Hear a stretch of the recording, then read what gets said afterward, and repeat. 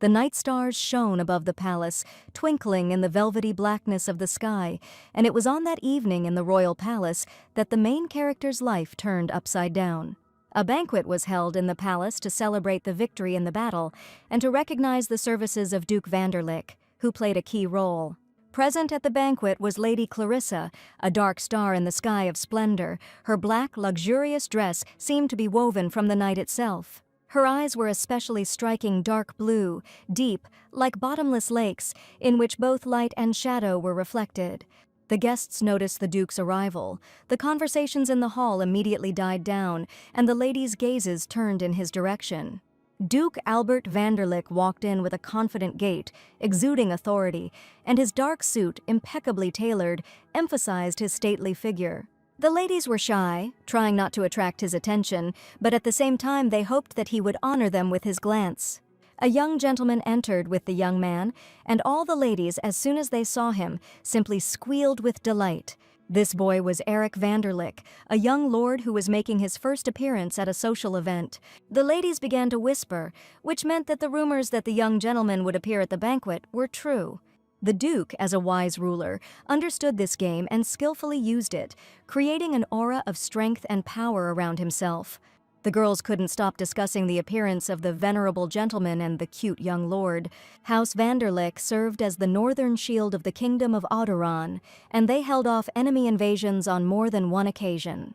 But the noble family has a sinister reputation, and their family members are said to be cold-blooded, ruthless people. They are a cruel race, willing to even use children as weapons to win, and there were rumors that their castle was full of evil spirits. And many knew that no one who crossed the threshold of his palace ever returned from there alive. A little boy unexpectedly appeared at the banquet in a silk suit with chubby cheeks. He caused everyone to smile with affection. Clarissa did not expect a small child to appear at the banquet, and she was so surprised that she even opened the roses. The little boy, caught up in the bright reflection of light in the crystal chandelier, suddenly stumbled, his tiny legs gave way, and he fell, unable to hold on.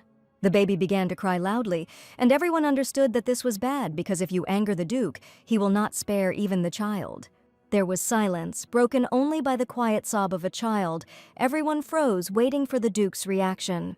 The guests were incredibly frightened. The ladies closed their eyes because the Duke was heading straight for the baby and no one could watch it. The gentleman had no intention of doing anything with his baby and only took out a bright, ringing rattle. The guests were perplexed. The Duke had a bad reputation and he spared absolutely no one. The boy stared at the colorful, ringing rattle with his mouth open, and at that moment he completely forgot that he had just fallen. Eric picked up the boy and asked why little Theo was here, because his brother knew very well that he wasn't allowed here. None of the guests understood what was going on, and little Theo calmed down instantly as soon as he was in his brother's arms. Everyone began to whisper, and it was not known that his lordship had another child. The most surprised of all was Clarissa, who immediately came out of the crowd wanting to help the baby. The little gentleman was Theodore Vanderlyck, who, as soon as he saw the girl in the crowd, called her his mother. All the guests heard perfectly well that Theodore said the word mama, but the girl stood there in bewilderment. She said softly that she had told Lord Theo long ago, and she was not his mother at all. At that moment, the Duke just walked towards the girl, and deathly silence reigned in the hall. Albert stated that little Theo came here because he wanted to see Lady Clarissa, which is why he ran straight to her. The lady decided that perhaps it would be worthwhile to take the Lord to a separate room and wait there, so as not to embarrass the guests present. But Albert, taking the girl by the hand, declared that this would definitely not work, and that another method must be followed. Today at this banquet, he wanted to announce to everyone that Lady Clarissa would soon become his wife. The lady's reaction was unpredictable, and she screamed at the top of her voice what the Duke meant. Albert confessed that the girl had to take responsibility. She had stolen his heart and the hearts of his sons, so he couldn't just let her go. This girl knew all the secrets of the Vanderlyck house, but she did not understand why the Duke made such a decision. And now all that was left was to guess what would happen to her in the future, where she would be surrounded by the Duke and his children. It all started on the day when the heroine did not even imagine that her fate could change so much. She lived with her children in a small village and did not think at all about what could happen. Clarissa carefully read the children a fairy tale about how the prince and princess lived happily ever after, trying to instill a sense of love in the children from an early age. As soon as the story ended, the kids asked to read the next book, and some of them would rather play hide and seek. The kids were always fighting because they each wanted to do their own thing, but the lady managed all the kids just fine. Suddenly the door opened, and this meant that the children's guardians had come for them and were ready to take them right away. Every time the guardians came, the kids were incredibly happy, because each of them was a mommy or daddy. The guardians left their children for some time at this estate, where Lady Clarissa looked after them with care. Every time the guardians returned for their children, they were incredibly happy to see them. This kind place was founded by Clarissa's mother. She became a countess after her father's death and opened an orphanage. Children who had lost one or both parents came here, and the mother wanted fewer children to end up in orphanages or on the streets. That's how it all began, and the daughter considered it her duty to continue the work of her mother, who loved children incredibly. Everything was fine until one moment, and Clarissa was happy with her beloved mother. But one day her mother died, never having had time to realize her dream, and now the main character ran this orphanage. In fact, the shelter was very poor financially, but she didn't want to give up on her dream. And every day, being with her children, she understood that she was on the right path, following the call of her heart. She always returned with a feeling of emptiness, because no one was waiting for her at home anyway. But one ordinary day, her assistant reported urgent news Clarissa's relatives had arrived. The heroine never expected that one day she would be visited by some relatives about whom she knew absolutely nothing. One day, without warning, they suddenly burst into her everyday life, and it was the family of Count Nocturnal. Having met the guests at the huge dining table, the lady looked warily at the gentleman who had suddenly appeared. Clarissa's uncle, the great Count Nocturnal, said they had come to celebrate her birthday. His cousin, Annette, came with him and said in a joyful voice that she had been waiting so long to meet her little sister. Countess Nocturnal, Clarissa's aunt, wondered if the lady had been to that shelter again. But when the conversation turned to her birthday, the girl was very surprised because she had never celebrated her holiday. Awkwardly looking at her reflection in the bowl of soup, she realized why her relatives had gathered, because today really was her birthday. Previously, the Count's family had never shown the slightest interest in their relative, and after the death of her mother, her uncle's family moved to the estate under the pretext of guardianship. But they very quickly took over the estate and stripped Clarissa of everything, and from then on they acted as if she didn't exist at all. Today, for some reason, they decided to show up, and the heroine undoubtedly expected a trick from them. The Count stated that today they had invited a special guest, who was the royal envoy. He asked the young man to come in, and the venerable gentleman politely asked for forgiveness for his reflection in the dinner ceremony. The heroine was surprised to see the royal messenger, and he certainly looked like the representative of the king himself. The young man arrived to read the will of the late Countess, Mother Clarissa Nocturnal. The royal envoy reported that all the property of the house should be inherited by the rightful heir, Clarissa Nocturnal, including the city of Letitia and the adjacent mines, and only now did the lady begin to understand that we were talking about her mother's inheritance. It all happened today because on the day of her birth, the lady officially came of age and now has the full right to inherit property. The young man handed the girl an official document which described the property that belonged to her as a true noblewoman. The heroine realized that with this inheritance, she could save the orphanage and return it to a happy life. Clarissa could have kept her mother's dream alive and protected all the children who were in the orphanage. But just as she was about to take the official documents into her hands, the Count snatched the scroll right in front of her face. He was going to do it himself, as he had always been in charge of things, and he offered to draw up the paperwork so that he could manage the funds properly. Clarissa realized that they wanted to brazenly deceive her and get her mother's inheritance because that was all the Count was expecting. The messenger warned that the lady must first officially accept the inheritance, and for this he needed one piece of evidence. When submitting a will to the palace, a magic stone is usually used as a sign of acceptance, and the young man said that she most likely used the family stone as evidence, which should probably be with her daughter. The Count knew nothing about the family stone and was outraged, but the lady said that the stone was in her possession and that his mother had entrusted him with the jewel until her death. All this time she had kept the family stone in a place that no one would ever guess, so she walked over to her bed. There was supposed to be a stone in the safe under lock and key. The heroine took out the key to show the royal envoy the proof. She was absolutely sure that the stone was in the safe and no one knew about its existence. But as soon as she opened the box, she was beside herself with shock because the family jewel had suddenly disappeared. The Count was indignant. Could the girl have lost it? Because this thing must be very valuable. Now he was incredibly angry because he understood the consequences perfectly well, and asked if she couldn't keep track of just one thing.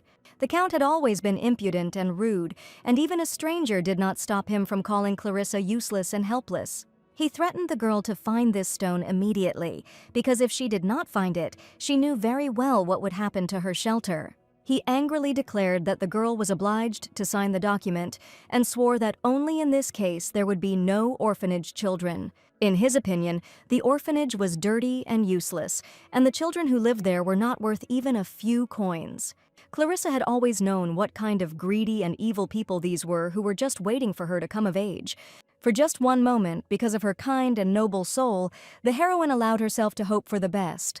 She felt that the loss of the family stone was her mistake, and she promised the Count to take responsibility and be sure to find it. The lady warned that if something happened to the children during this time, she would never return to the Count's house, and moreover, the Count would not see the signed document.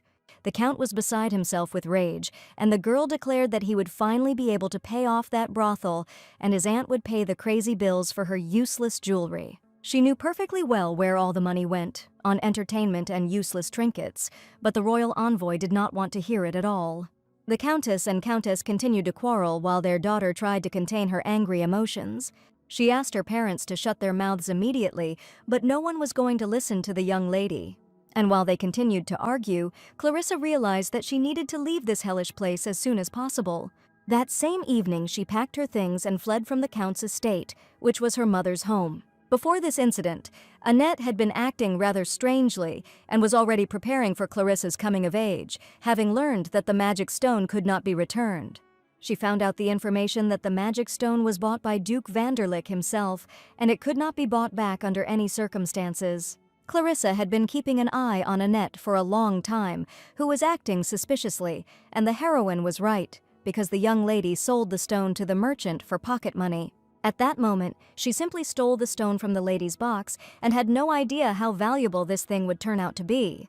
Therefore, the heroine had no choice but to try to get something back from this ruthless duke, which seemed almost impossible. But for the sake of the little children who lived in the orphanage, she was ready to go even to the most terrible person in the world, Duke Vanderlyck. Once at the estate, she asked the assistant, but as expected, the Duke refused to return the magic stone.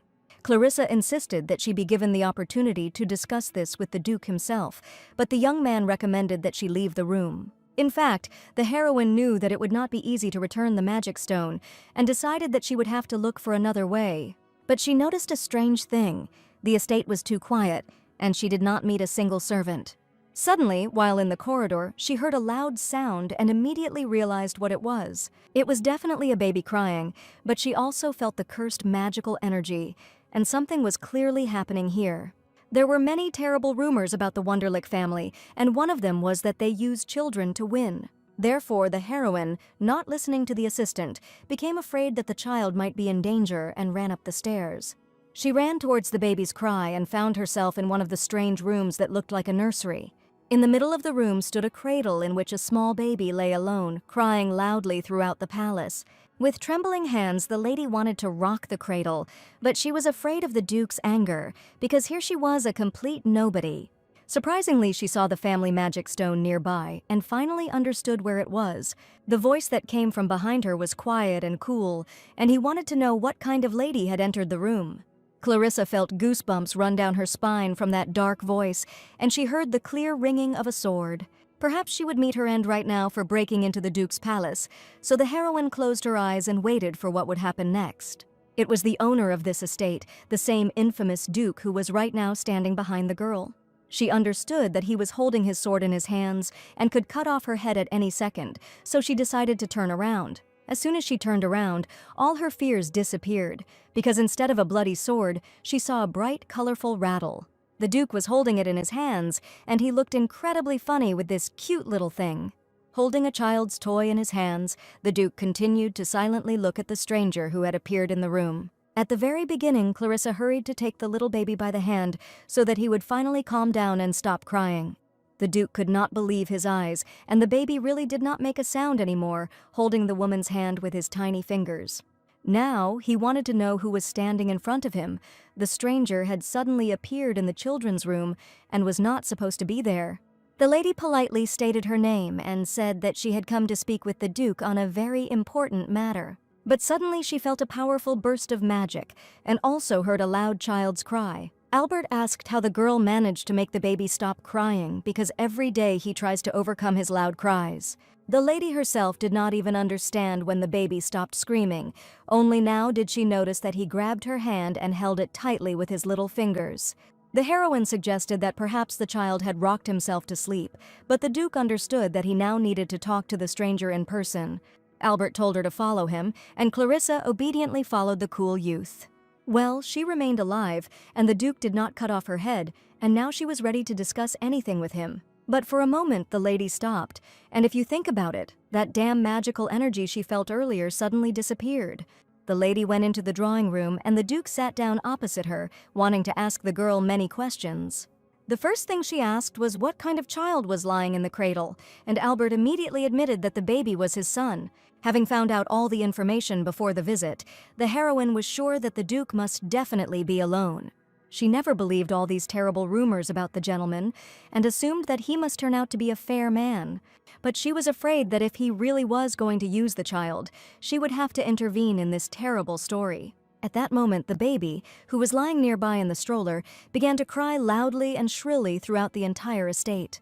The sound of the baby's crying deafened Clarissa and Albert, because until that time the child had been sleeping peacefully. The assistant rushed to the carriage, not understanding what to do, and the Duke stood nearby, still holding the rattle in his hands. Each time he tried to calm the child with a toy, and this method usually worked.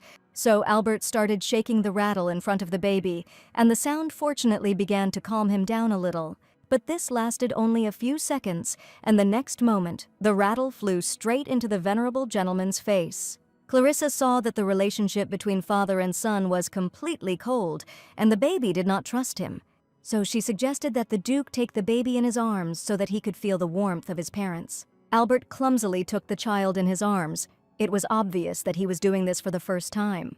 The lady told her how to hold the baby correctly, without grabbing him abruptly, and at that moment the baby sweetly took her finger. Clarissa, she said, she runs an orphanage, so she knows exactly how to handle children. She began to carefully stroke the baby's hand and was sure that he would soon calm down. When the child finally felt the warmth of a woman's hand, his eyes seemed to double in size with admiration. The Duke still held the baby in his arms, but he had no idea how to give him parental love. The next second, when it seemed as if the baby had calmed down, he again began to cry and scream loudly. Clarisse felt something strange, and it was definitely the same dark energy she had felt before. Looking around, she tried to understand where the dark energy was coming from, and probably for this reason the baby was constantly crying. She knew absolutely nothing about the Duke's life, but she felt that something strange was happening here. And as soon as the baby began to cry, she clearly felt that the source of all this strong magic was coming from the child. Magic is a power that a person is born with, and when its reserves are depleted, the body becomes lifeless and simply dies. The heroine screamed at the Duke that if things continued like this, the most terrible tragedy could happen to the child. Albert asked the girl to try to calm the baby again because she had done it so well last time. The baby released magic when he cried, and the heroine agreed to take the child in her arms, but told her how to hand him over correctly. She was very good with children, and as soon as the baby was in her arms, he immediately began to calm down. With sadness in her eyes, the heroine understood that such a powerful release of magic was dangerous, and if it was released constantly, everything could end badly. But she had never calmed such small children before, but the baby would feel her kind heart. The lady had no special abilities, but she wanted with all her might for the baby to stop crying. It was as if a bright magical aura appeared around them, and the lady said in a gentle voice that everything would be fine, and the baby just needed to calm down. Not even a couple of seconds had passed before the baby looked at the lady with joyful eyes and began to mumble something. And as soon as she tried to calm him down, the Duke couldn't believe his eyes, because it really worked. Clarissa felt a strange warmth inside, as if her heart had suddenly started beating faster, and she even shuddered from the unusual sensations. The Duke understood that if the baby continued to cry like this, he would have no more than 3 months to live. At first, he couldn't believe it himself, but it seemed the girl really did have a gift for calming little children. Albert understood that there was too little time left, and he had been trying to do something for a long time, but unfortunately nothing worked. So he looked at the lady and asked her to take care of the baby for 3 months, and he himself was going to find a way during this time to save his son. The Duke realized that Clarissa had come here to return the magic stone that he had once managed to buy. Albert offered to give the girl the magic stone as payment if she stayed with the child all this time. This stone was originally purchased to help Theo, but the Duke's plans soon changed. Albert ordered the contract to be prepared and suggested that the lady discuss the details a little later while she held the baby in her arms. In addition to the magic stone, he was going to provide her with a salary, and if the girl had any other conditions, he was ready to fulfill them. Clarissa knew that if she could calm the baby, the child would have a chance to survive, and that was a big responsibility. But she couldn't just leave and let the baby die just because he cried all the time and no one could calm him down. Therefore, the heroine had no choice but to agree to the Duke's condition, and her kind heart could not leave the child in trouble. She happily admitted that she was ready to accept the Duke's contract, and all the time while she held the baby in her arms, he laughed and had fun. Clarissa had one more small condition, and she asked the Duke to help her mother's shelter, and to the children who live there, because the Duke could protect them using his high title and enormous power. This chance was the only one to save the shelter, and the heroine generously asked Albert for help. Albert didn't even hesitate and immediately agreed because his son's life was at stake. Clarissa was incredibly happy because this was a great chance for the shelter to grow and prosper. At this point, the assistant decided to intervene in their conversation because he had a brilliant idea. He told the Duke that this was the perfect chance to marry this girl and make her a duchess. As soon as Albert heard about this, he immediately asked his assistant to stop talking nonsense, and the heroine understood that this was out of the question. But before the Duke could even say these words, the assistant realized that this girl had refused him without hesitation. Clarissa admitted that she simply wasn't thinking about marriage at all right now and had no intention of building a family life. At the most opportune moment, the baby grabbed her by the dress and unexpectedly called the stranger his mother. The surprise of everyone present knew no bounds, and Clarissa was the most shocked of all, because the Duke's son had just said his first word, calling the stranger his mother. Albert had never seen the baby so talkative, and it was the first time she had heard him speak. It probably didn't mean anything, but babies can often make strange sounds and babble all sorts of things. The Duke was indignant and thought that the lady wanted to say that his son was simply stupid, but she did not mean that at all. The assistant apologized for interrupting the conversation and asked Clarissa if she had used healing magic on Lord Theodore before. Everyone knew that Lord Theodore's mother was skilled in using healing magic, but the lady knew absolutely nothing about it. And the assistant thought that perhaps this was the reason for the confusion, and that the girl was probably connected with magic. But Clarissa admitted that she had never been able to use magic and had no idea what it was. Healing magic is considered to be particularly difficult, and only a few people in the entire kingdom are able to use it. The lady was sure that there was not the slightest chance that someone like her would be able to master such complex spells. The assistant reported that the baby's nanny had fallen ill due to the effects of his magic, and it looked like it would take a long time to recover. Before this, the Duke himself looked after the child, since his body has resistance to magical emissions. The assistant noticed that it seemed that the girl was also not affected by Lord Theodore's magic, and this was definitely worth investigating. They say that the castle has few staff precisely because of the influence of the baby's strong magic, which affects the body. But as far as Clarissa could hear, people were starting to come back little by little, and she was going to take good care of little Theo. The first thing she decided to do was write a letter to the children at the orphanage to tell them how sorry she was that she had to leave suddenly.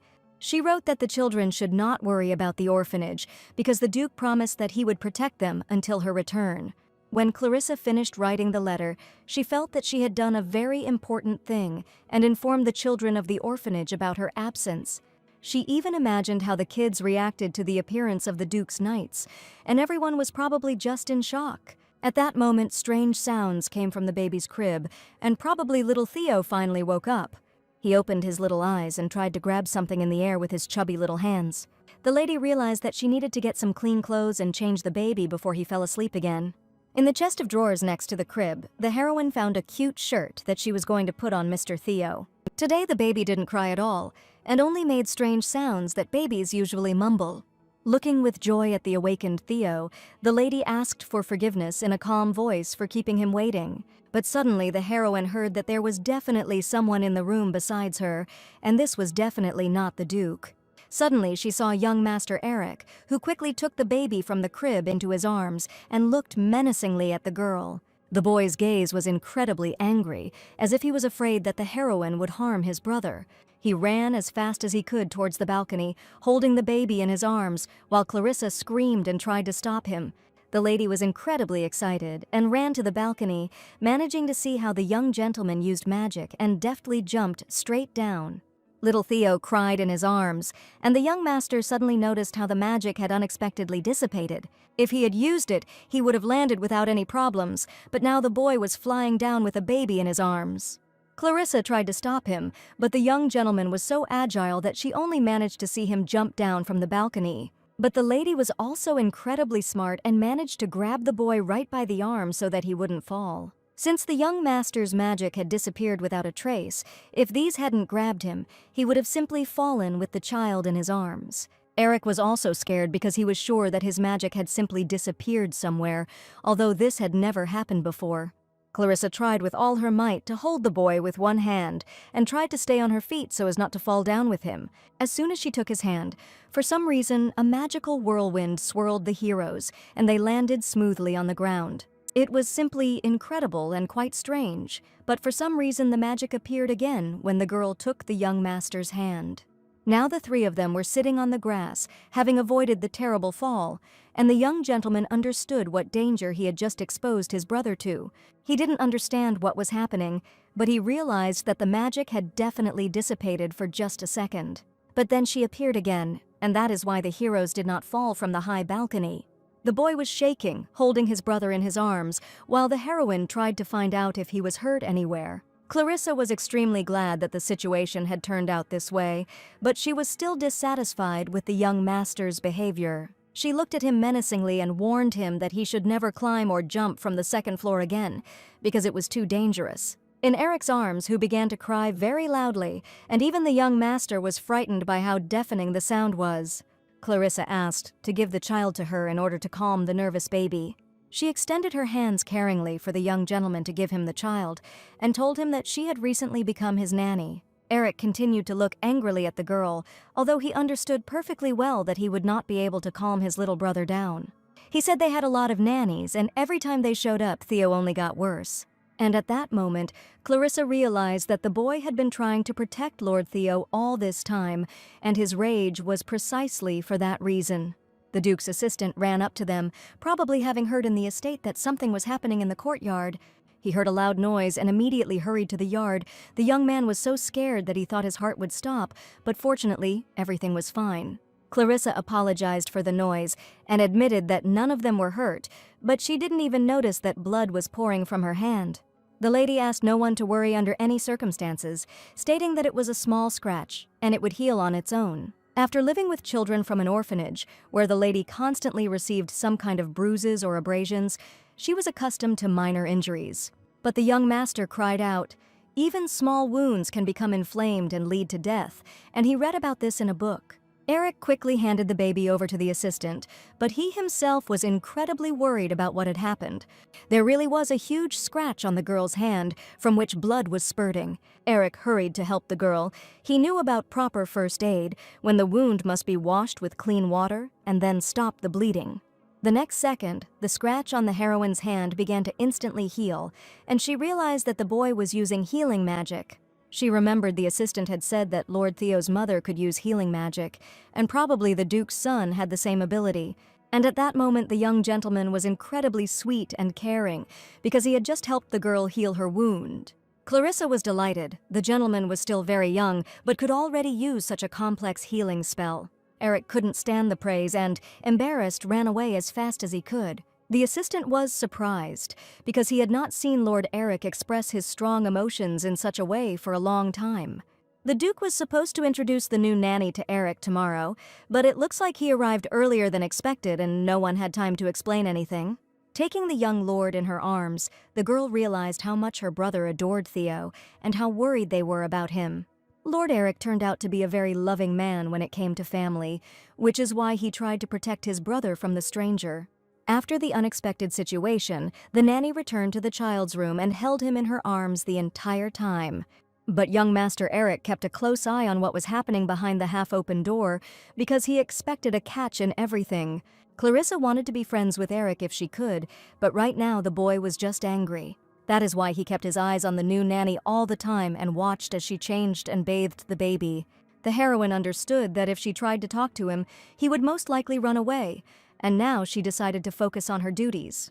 So she carefully wanted to feed baby Theo some delicious carrot porridge while the young lord continued to watch her. As soon as she brought the spoon to the baby, at that moment Eric ran into the room and stuck the spoon in his mouth. Clarissa didn't expect such behavior from the young master at all, but he just wanted to taste the porridge.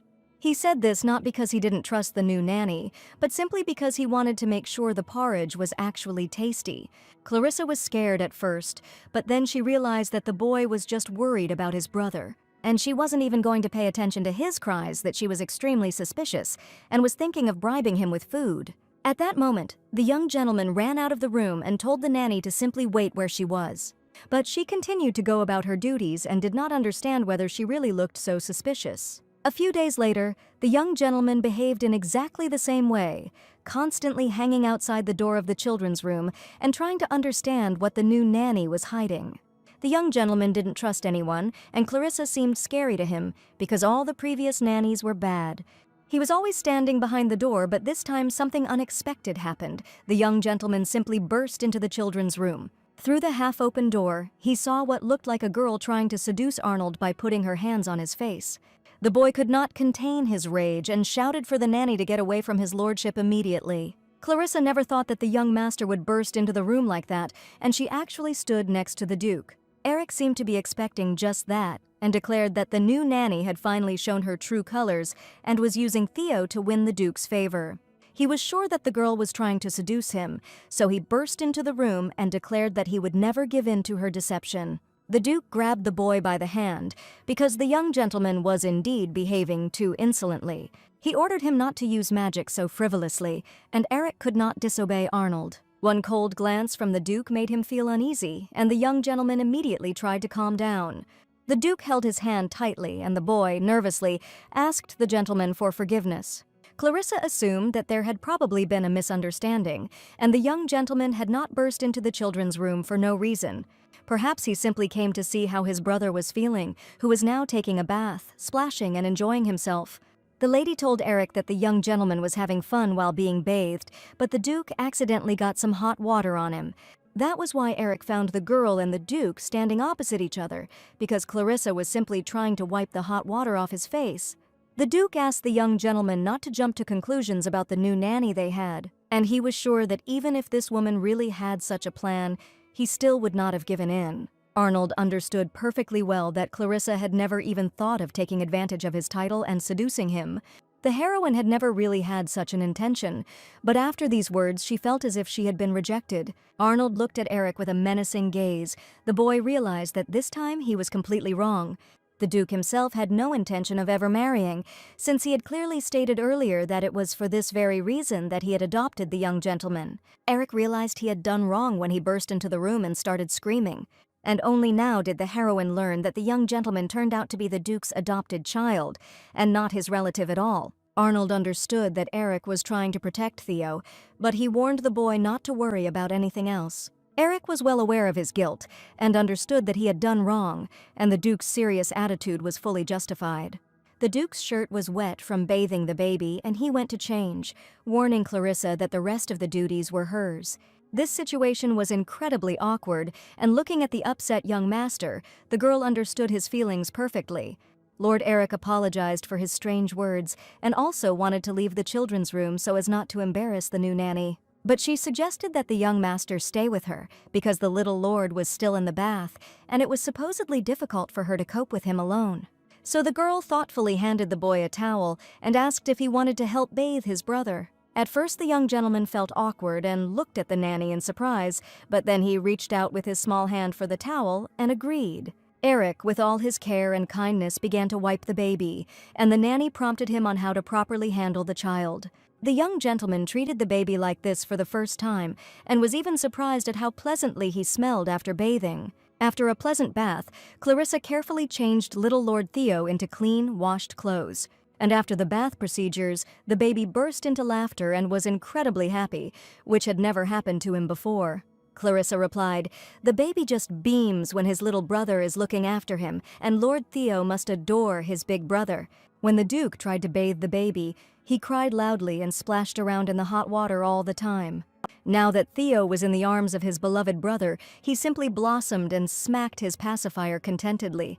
The young gentleman asked how Clarissa knew so much, and she said that she ran an orphanage where there were many children. She took care of children who had no parents or only one parent, and these kids needed care more than anyone else. The young master kissed his little brother on the forehead, and now he finally understood that the little lord was in caring hands. And after the lady's words, he wondered if he and Theo were really the same children who had the same parent. With sadness, the lady realized that this was completely true, and the boys really did not have a mother.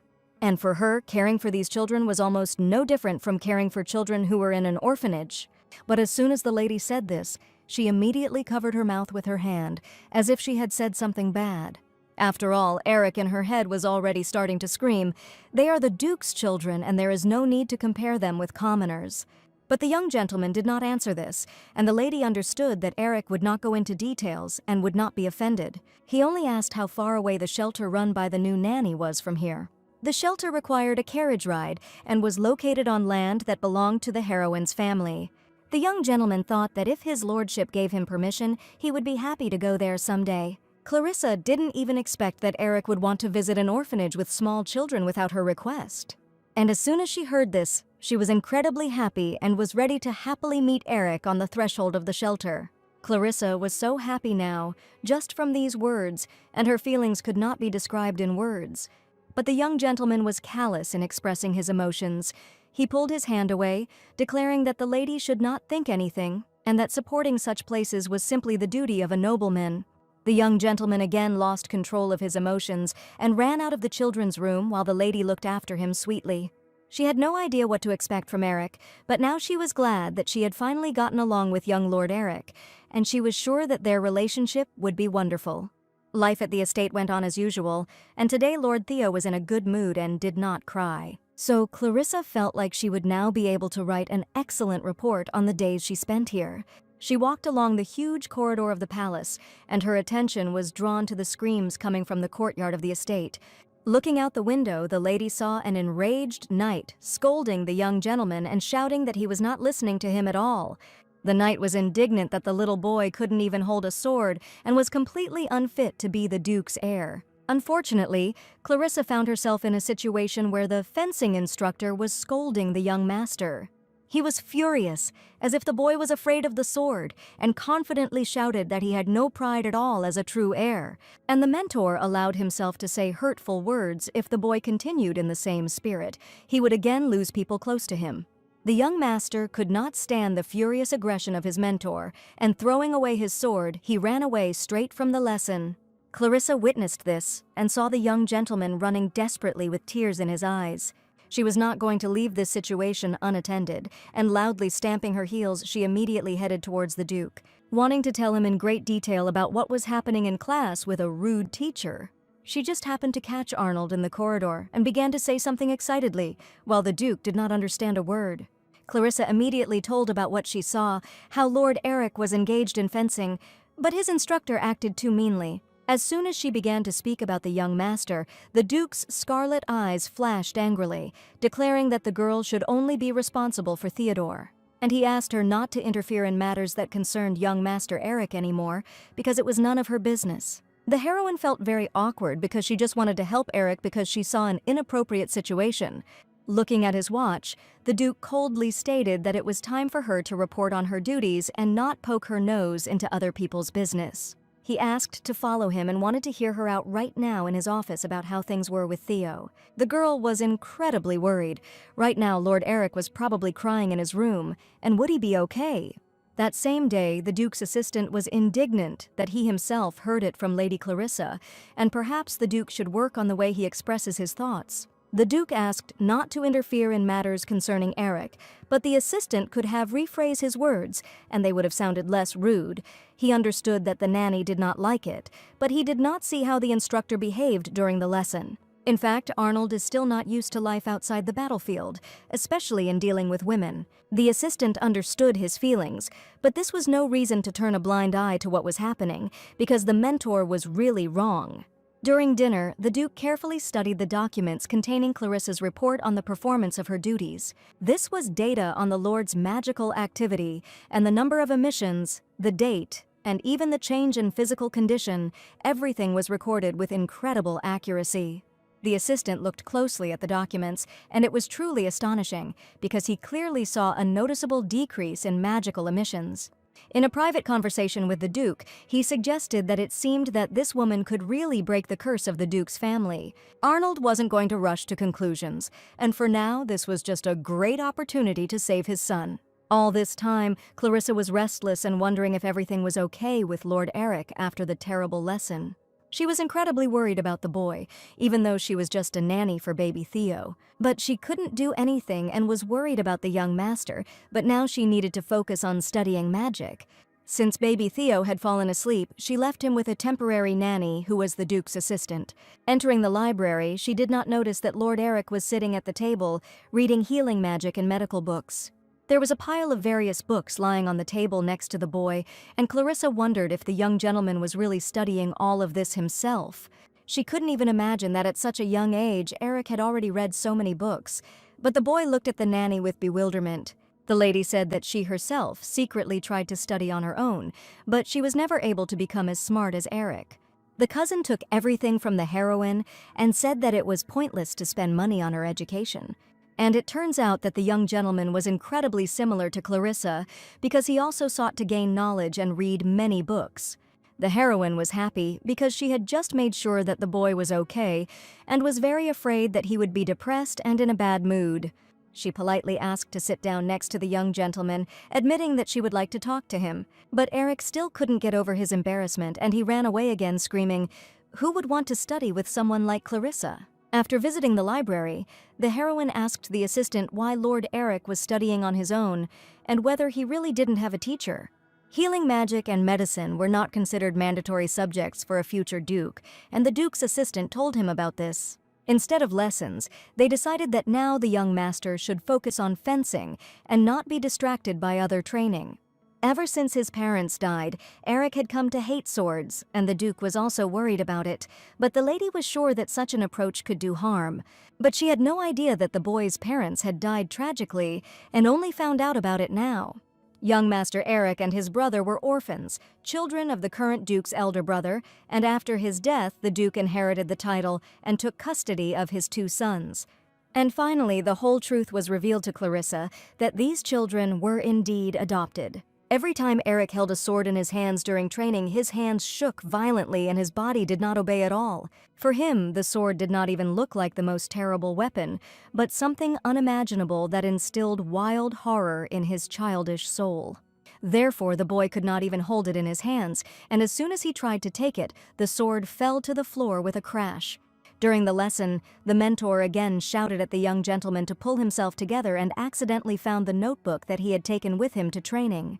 The boy shouted for the teacher to immediately give him his notebook back, and he had no right to take it away. But the man continued to shout and call him names, calling him weak and unworthy of the title of Duke. He grabbed a sword and cut Eric's notebook in half, declaring that it was best to get rid of it right now. The young master looked at what his teacher was doing and did not understand why he was treating him so cruelly. Clarissa couldn't stand it any longer and burst into class, blocking the boy with her body, standing in front of the teacher. The man was outraged that some stranger dared to come to class with the young master. Now the heroine was going to achieve justice and declared that the mentor would soon be deprived of the right to teach for rude behavior towards the student. The man was indignant at the lady who appeared in front of him and asked with rage in his eyes who she even was. Clarissa called herself the Duke's servant, but her status was of no importance to her now. The man screamed, "The lady does not understand who is standing in front of him because he is Lord Eric's instructor and he is not interested in the opinion of some servant." Clarissa continued to glare at the man, and she looked so viciously that even he felt uneasy. The lady picked up the notebook that the man had just cut with the blade of his sword and asked if he understood what was written there. She stated that Lord Eric was a genius child. He possessed healing magic, which was the most difficult in the world of magic. And if there are any difficulties, it is only because the young master is still too young, and there is absolutely no need to shout at him. Taking up a notebook, she stated that it is the responsibility of adults to help children with learning and growing up.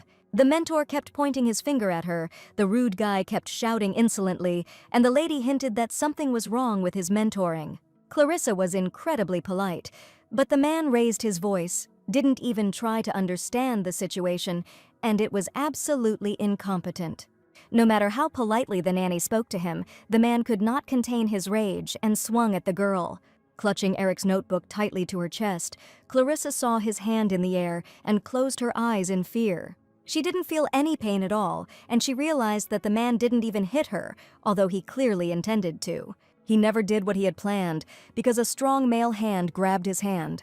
The Duke himself appeared out of nowhere, suddenly appearing here for some reason, and it was he who did not allow the mentor to hit the girl. The Duke's rage knew no bounds. He declared that he had personally hired this woman to look after Theodore and what exactly he was going to do with her. For some reason, Albert just now called Clarissa his woman, and he probably just didn't formulate his question correctly. As soon as the man learned that the girl was the Duke's woman, he bowed his head low and asked to accept his deepest apologies. He tried to justify himself somehow and asked if, since she was Theodore's nanny, this didn't make her behavior even more unacceptable. Clarissa knew she shouldn't interfere with other lessons, but she couldn't do otherwise now. The young gentleman tried to defend the nanny, saying that she was only trying to help him. The Duke was sure that this did not give the mentor the right to raise his hand against the girl, and declared that today he resigned from his position as a fencing instructor. Albert took out his sword and put it right to the throat of the man, who still tried to insist on his acquittal. But unfortunately, the man committed two unacceptable offenses, and firstly, he tried to attack an unarmed woman. And Albert also stated that the mentor was suspected of insulting the ducal house, and this is the second important point. As it turned out, he was spreading false rumors about his brother and embezzling funds allocated for Eric's education. The Duke knew everything perfectly well, but he was waiting for the moment to catch him by surprise. Until now, he had managed to deceive his good-natured brother and hold on to his position as instructor, but such tricks were impossible to pull off with Albert. So, as Lady Clarissa said, this man is not fit to be a teacher, and in other words, as of today, he is simply fired. The Duke offered to personally take charge of the young gentleman's education from that moment on, and asked if he would mind. Eric stood there completely stunned, but as soon as he heard about it, he immediately rejoiced somewhere deep inside. All this time, Alberta was focused on Theo and completely forgot about the district gentleman, admitting that this would not happen again. The Duke was well aware of her mistake, and now decided to put everything in its place and remove unnecessary people from her life. But he only realized this thanks to a young girl who had recently appeared in his duchy. Clarissa now realized that when she spoke about the instructor's inappropriate behavior, she had influenced Albert's opinion. And at that very moment when he was resisting, he still listened to the opinion of the girl, who certainly did not wish harm to the young master. Albert fired his fencing instructor and decided to take up teaching children who desperately needed him. A few days later, as the Duke had reported, he really did begin to teach Lord Eric on his own. The fencing instructor soon left the mansion, angry and offended by his rude behavior. Clarissa shared with her assistant, because then she was really surprised and did not expect that the Duke would actually apologize. Much had changed since the death of the previous Duke, his brother, and from that moment on, Albert's life became completely different. He found himself literally overwhelmed with the responsibilities of his new position, and before that he had spent his entire life on the battlefield, fighting and defending the Empire. And the young man was sure that Albert truly appreciated everything that the girl had done for the Lord, and he was also incredibly grateful to her. Until this moment, the heroine never thought that simply being needed by someone could bring her such a feeling of happiness. It had been many years since she had felt something like this, but now that she was in the Duke's house, it was as if everything had changed dramatically. Little Theodore never cried again, and everyone knew perfectly well who deserved the credit. Clarissa seemed to breathe life into this dark and gloomy place, and every one of its inhabitants was simply grateful to her. But most of all, she was happy when baby Theodore laughed, and his childish eyes admired her every second. She had a very warm relationship with this baby, and she felt how much he needed her at that moment. It was only after her appearance that Theodore stopped crying and felt what parental love and care were. He seemed to blossom like a dried rose flower and slowly began to turn into a blooming angel. Early in the morning, she was walking in the garden because the weather was fine, but suddenly she noticed something. Something was clearly happening in the garden, and standing next to the stroller, the heroine noticed the blooming roses. The heroine also asked her assistant to call Albert so that he could report an urgent matter. Clarissa was playing with the baby carefree, but she noticed something strange and decided to tell him what was going on. She was sure that the Duke must know about this, and it certainly required his attention. The agitated lady tried to explain to the Duke that this concerned Lord Theo and was a very serious matter. So far, neither the assistant nor the Duke understood what was going on here, and the nanny was going to tell everything.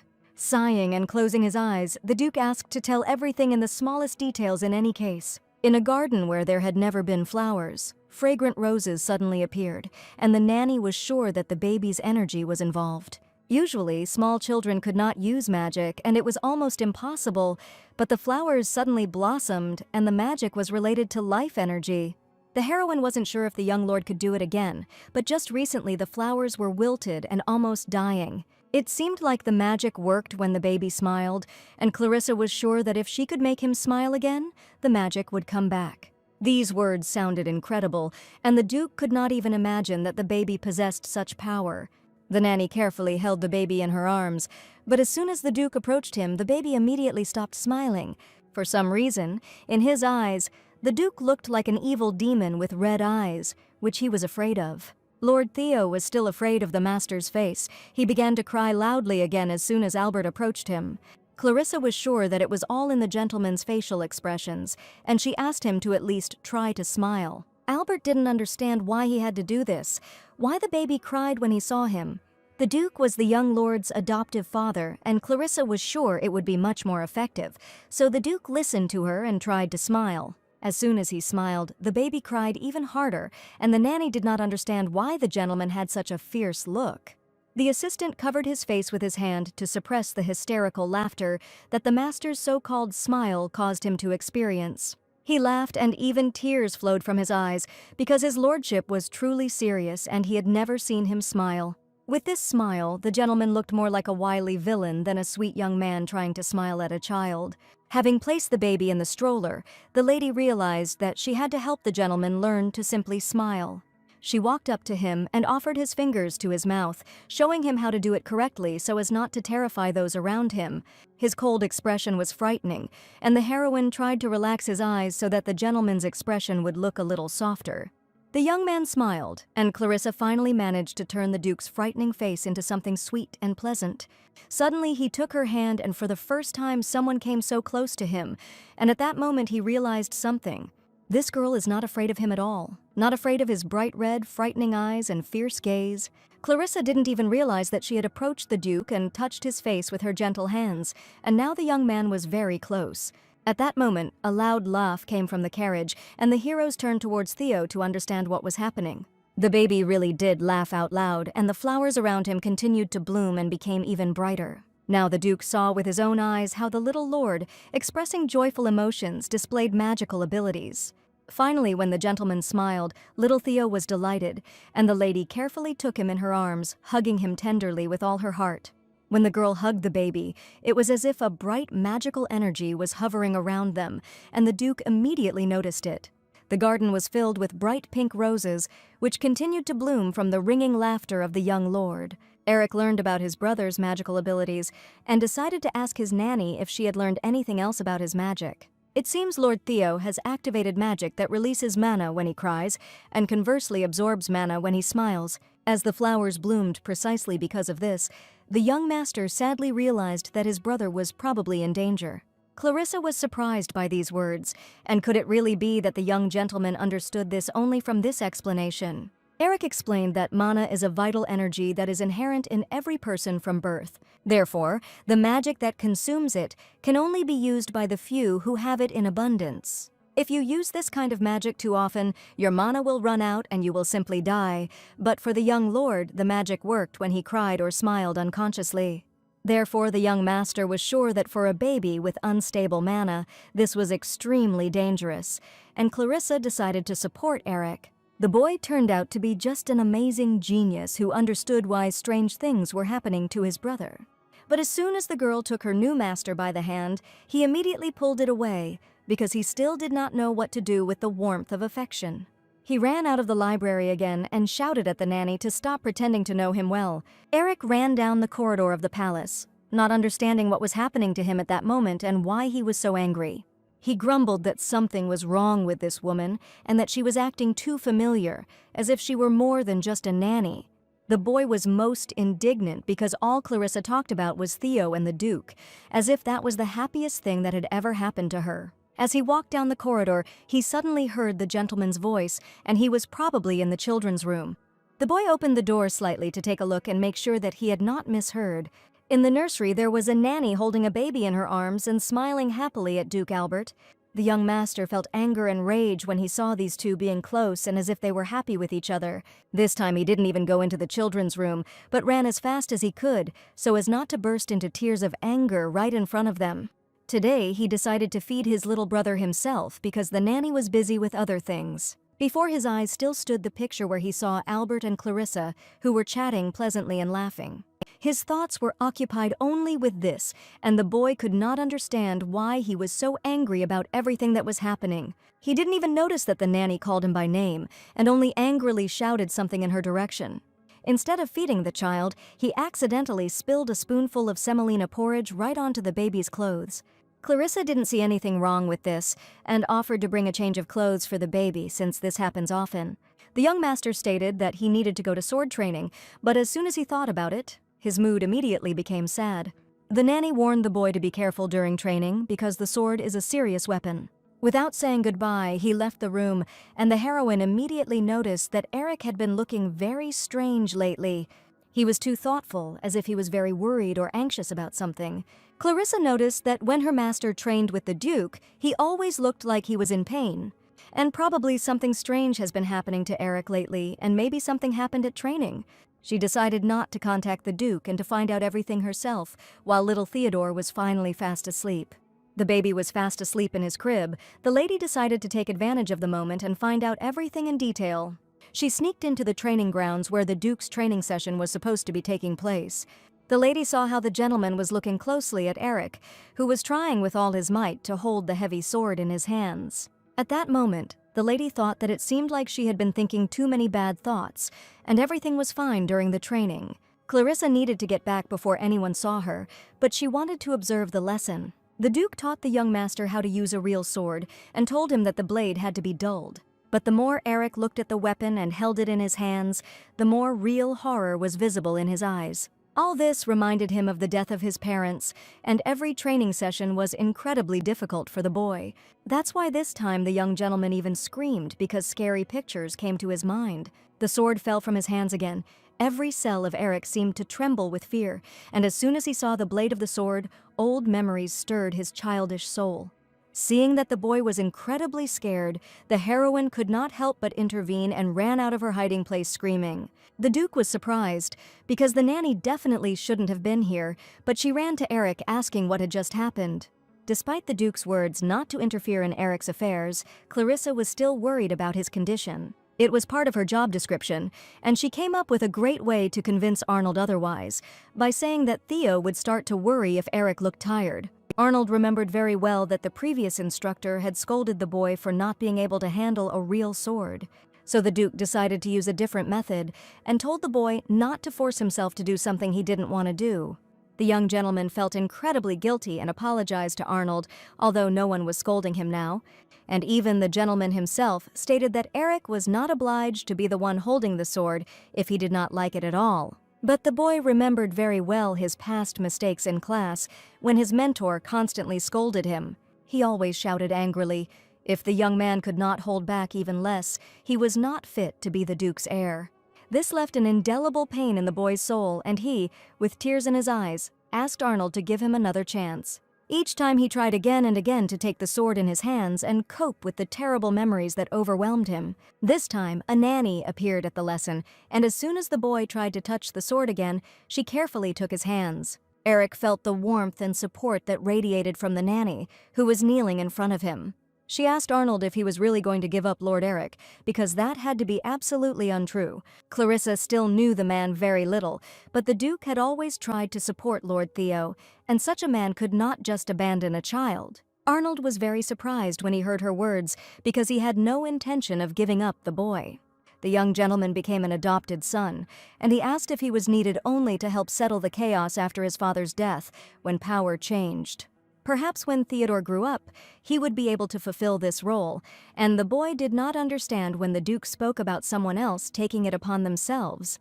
All this time, Eric thought that the Duke could not rely on him and tried his best. Eric had indeed grown into a smart boy, and he reminded the Duke incredibly of his older brother. But Arnold admitted that swordsmanship had never been a priority for him, and he hadn't expected Eric to be strong in fencing from the start. For the first time, Arnold spoke so frankly that even Clarissa did not expect the real truth that he voiced. The young man laughed. His brother couldn't even hold the ceremonial sword properly, and in this, he and Eric were incredibly similar. Arnold's brother was an excellent ruler, but like his son, he had absolutely no gift for fencing. That is why the Duke honed his skills on his own and fought on the battlefield in his place. Arnold confessed that if he could die serving his brother in the Duke's house, he would consider it a worthy end to his happy life. Clarissa, holding her breath, listened attentively to every word uttered by this sincere man. One day, Arnold could not even imagine that he would be left alone, and he was exactly like the lady who lost people close to him. Eric cried. He was sure it would be easier for the Duke to raise Theo and make him the heir instead of him, but Clarissa said that his lordship was not such a selfish man. And he is simply hopeless at raising children, because he even brought the baby Theodore to tears every time he simply met his gaze. So, holding the boy's hands tightly, the lady asked him not to worry under any circumstances, because there was no chance that the Duke was able to control the child. For the first time, Arnold and Eric had a frank conversation, and now they both understood a lot. The Duke felt that the boy was trying his best, but this was not his true path at all. So, looking into the eyes of the young master, he decided it was time to tell the whole truth. Eric had an incredible talent for magic, and Arnold asked the boy to concentrate on an activity that brought him pleasure. He also has a younger brother, and what one lacks, the other can always make up for. That's what brothers are for. Eric looked at Arnold and believed his words, because he understood perfectly well that the boy did not want to take up fencing. And in an instant, the boy's face lit up with an incredibly happy smile, because finally he could do what he loved. After this situation, the young master became much calmer, because the fencing training finally stopped, and he spent time with his younger brother.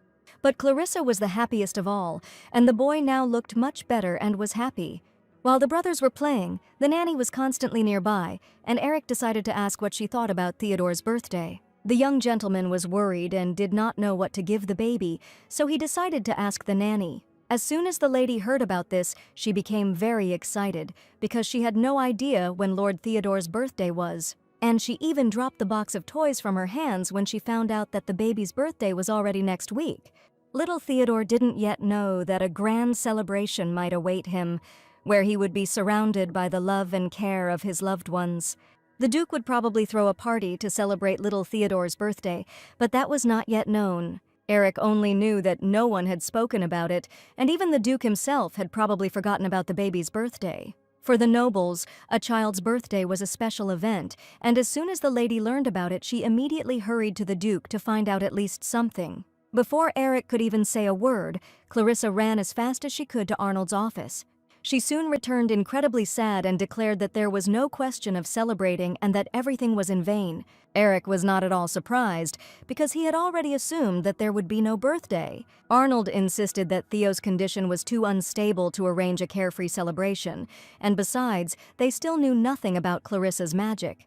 The Duke's statement was quite fair, and Eric was not even upset that there would be no celebration in honor of his brother. But the nanny was sure that in addition to Lord Theo's condition, there seemed to be another reason that the Duke simply wasn't talking about. He told me exactly what the matter was, but Clarissa felt very well that there was another very good reason. Eric was still a little upset when he found out about it, and the baby immediately sensed his mood. The little boy touched his brother's shirt, but for some reason tears were now welling up in his little eyes. Clarissa explained that the baby noticed that Eric looked sad and seemed to be worried about it himself. And every time Eric was excited about something, the baby felt his mood changes perfectly. To prevent this from happening again, the young master tried to laugh and hugged his beloved brother.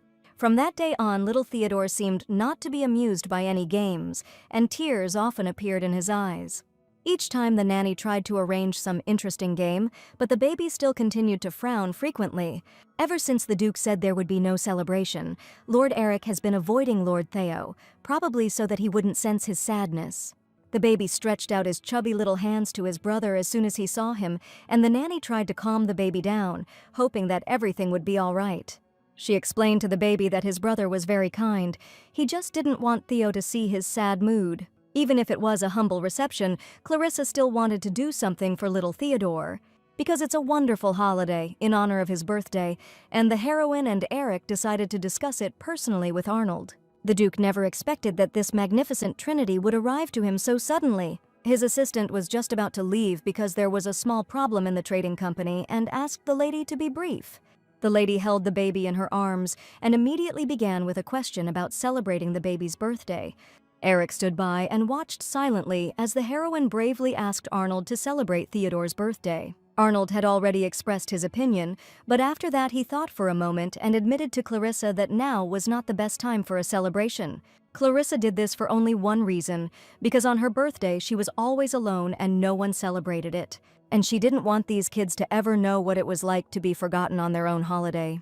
So she asked Arnold to allow her to arrange at least something small, just for them, without receiving guests. Clarissa looked into the Duke's eyes and hoped that he would understand her feelings and allow her to have at least a small celebration. Arnold was a man of few words today and only dryly stated that the nanny could do whatever she wanted. But the most important condition was that no one should know about it, and that meant Arnold agreed. Although the young man reacted to this proposal in cold blood, the heroine was incredibly happy.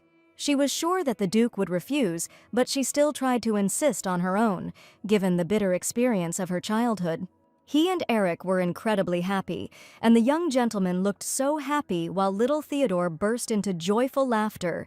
The nanny tried her best to arrange a small, cozy celebration in honor of the young lord's birthday. On this day, they dressed the baby in festive clothes, and little Theodore sat on a soft pillow in anticipation of something magical. Clarissa baked a special gift for Theo, his favorite apple pie, the aroma of which filled the entire palace. The young gentleman also prepared for the baby's birthday celebration and wanted to give him his gift. In his hands was a soft, funny toy, which Eric held with great trepidation and enthusiasm. It was the same toy that he loved so much as a child, but it broke, and Eric tried his best to fix it. Now the nanny understood why the young master had been locked in his room all this time, and one of the maids eventually helped him. He decided to give his favorite toy to his brother, which the caring maid had sewn up, and it was a nice little gift. Eric put his whole soul into this gift, and it was a piece of him that he was ready to pass on to his brother. His chubby little hands touched his plush friend. It was an old toy worn out by time. But for Eric, it was priceless. Theo hugged the toy tightly to himself, and tears of joy sparkled in the boy's eyes. The little boy felt what a valuable gift his brother had given him. It was a sign of love and trust, a small symbol of their strong brotherly bond. It was so sweet that the nanny even burst into tears when she saw the happy faces of the two brothers. Little Theo stuck his hand into the festive apple pie and showed it to the young gentleman as if he wanted to thank him. The Duke's assistant just wanted to talk about today's celebration, but as they passed the door of the children's room, they heard joyful voices. They couldn't pass by and looked in to see what was going on in the nursery and saw something incredible. Clarissa was bursting into joyful laughter, young Theodore was holding a stuffed animal, and Eric was laughing loudly as he bit into an apple pie. The Duke adored these children, but decided to pass by and not interfere with the children's party, as if he was afraid of something. The assistant asked if the Duke wanted to join in as well, but Arnold coldly replied that he had no desire to do so. having stated that such things were absolutely not for him, although the assistant understood perfectly well that deep down, Arnold would probably like to be there. Several days passed after the sweet holiday, and early in the morning the baby was crying loudly again, lying in his cradle. Because the Duke was standing next to his crib again, and as soon as he felt his presence, Theo began to cry loudly. This time, the Duke decided to try to calm the child down in a different way, because he no longer wanted to put on a cute face. The heroes tried to understand what was going on, and this time the gentleman showed little Theodore the family jewel. Looking at the shiny stone, the baby noticed it and immediately stopped crying. When he showed the little boy the precious jewel, he fell silent in an instant, and it was simply amazing. Clarissa stood nearby and was also surprised, because for some reason this method worked today. During this time, the heroine delved into the research and realized that the dark magic emanating from Lord Theo had the same properties as the unique magic of the ducal family. At the same time, she realized that her own magic, which calms the baby, can also be completely unique. Unique magic refers to a special type that can only be possessed by representatives of ancient noble families. The heroine had heard that the nocturnal family also had their own unique magic, but she had never thought about it and was sure that unique magic was beyond her power. The magic stone that the Duke showed the baby was once a family heirloom of the girl's family, and Arnold confessed that, as he had thought, he could not yet return it to Clarissa as he had promised earlier. The heroine did not see anything terrible in this and admitted that the Duke could return the family jewel after the contract was completed. Magic stones tend to resonate with the owner's unique magical energy, and for some reason the lady hoped this stone could help Lord Theo. It was the nanny who suggested this idea to calm the baby down, and it looks like the experiment was a success. But the Duke understood that it seemed that it would not be possible to use the family jewel multiple times. The gem changed color more and more with each use, but the nanny was confident that they had bought a little time for the young lord. The assistant apologized for disturbing him and said that Lord Theo's nanny had returned, and he would like to introduce her to Clarissa. This girl's name was Maria. She used to serve in the knightly troops, and now she was going to take care of the lord as his nanny. It is said that Maria was formerly a servant and bodyguard to Lord Theo's mother, and her family came from a noble knightly family. In addition, the lady had an innate resistance to magic, which is why she was assigned to look after the baby. Now that the nanny and the magic stone finally appeared, Arnold suggested that Clarissa take a little rest, since she had been working hard all this time. She took care of the little lord day and night, tirelessly, and spent every minute next to him. It all happened in an instant, and probably the lady was not prepared for it, so she was even a little upset. In that case, she informed the Duke of a small request that she would like to fulfill before her departure. Thanks to Maria, the heroine was finally able to leave the estate and decided to return to her lands for a specific reason. There was a pendant with a dark red stone on her neck, and Clarissa wanted to thank Lord Eric for this pendant. When the young gentleman learned of the departure, he did not believe that the girl would immediately leave for her domain. The heroine was going to explore her family's unique magic because she knew nothing about it and believed that it could help the little lord. When the heroine told him about this, Eric asked to take her special amulet so that Clarissa's magic would be protected. This sign of attention surprised the girl. The amulet looked unusually beautiful, especially since it was an expensive thing. Eric asked not to misunderstand him, assuring that if something happened to the lady, the young lord would be very upset. The boy said this on purpose, but she understood perfectly well that this was his way of taking care of her, and even the assistant noticed the magic stone. He also had a special amulet hanging around his neck, which also protected the young man from troubles and evil magic. The assistant said that this amulet belonged to the previous generation, and it is unique in its kind. Previously, the magical amulet belonged to the Duke, and he gave it to Eric with all care, but now it has gone to the heroine. The amulet was not simple, and in its center was a magic stone, a special crystal that appears when a person first uses magic. This is why magic stones are so valuable, and giving one to someone is a sign of deepest trust and desire to protect. And this meant only one thing: Eric recognized the nanny as a reliable guardian, and looking at the amulet, she was incredibly happy. She carefully hid the amulet under her shirt so that this little secret would remain only with her. Now she often thought about the ducal family, little Theodore, and the use of magical abilities. And as she said goodbye to the Duke's house, she realized that it was here that she first used her magical powers. But there was only one strange thing: the magic stone never appeared, despite the fact that magic was used. It was quite possible that the heroine had used unique magic before without realizing it, and it was a pity that she didn't remember it. She finally returned to the orphanage, and the children were incredibly happy to see Lady Clarissa.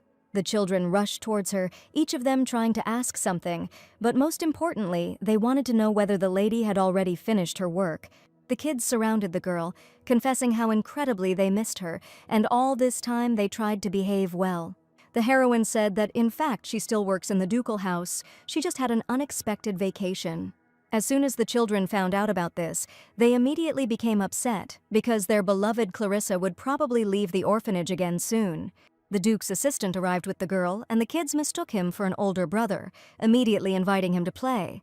The young man clearly didn't expect a bunch of children to rush towards him, and at that moment the lady clutched the amulet tightly, remembering Eric. Clarissa hadn't been to the shelter for a long time, and the first thing she did was head to her favorite office.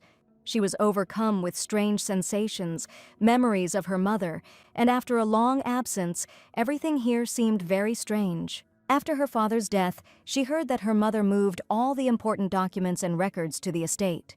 So the lady asked the maid to look for something about unique magic, books, documents, and important information, everything that could be found. A maid at the estate named Fee admitted that she never thought that Clarissa would one day work for a noble ducal family. But now she was incredibly happy to see the owner of the shelter, and the girl said that the Duke's children were incredibly cute. Although she didn't fully understand what was on Arnold's mind, he turned out to be a good person to her. Fee asked Milady to leave the care of the estate to the servants, because after the Duke's help, everything here had changed. She said they now had support and things were going much better than they had been before. Besides, Fee was grateful. Clarissa and her late mother saved many children, and also further jobs for many people.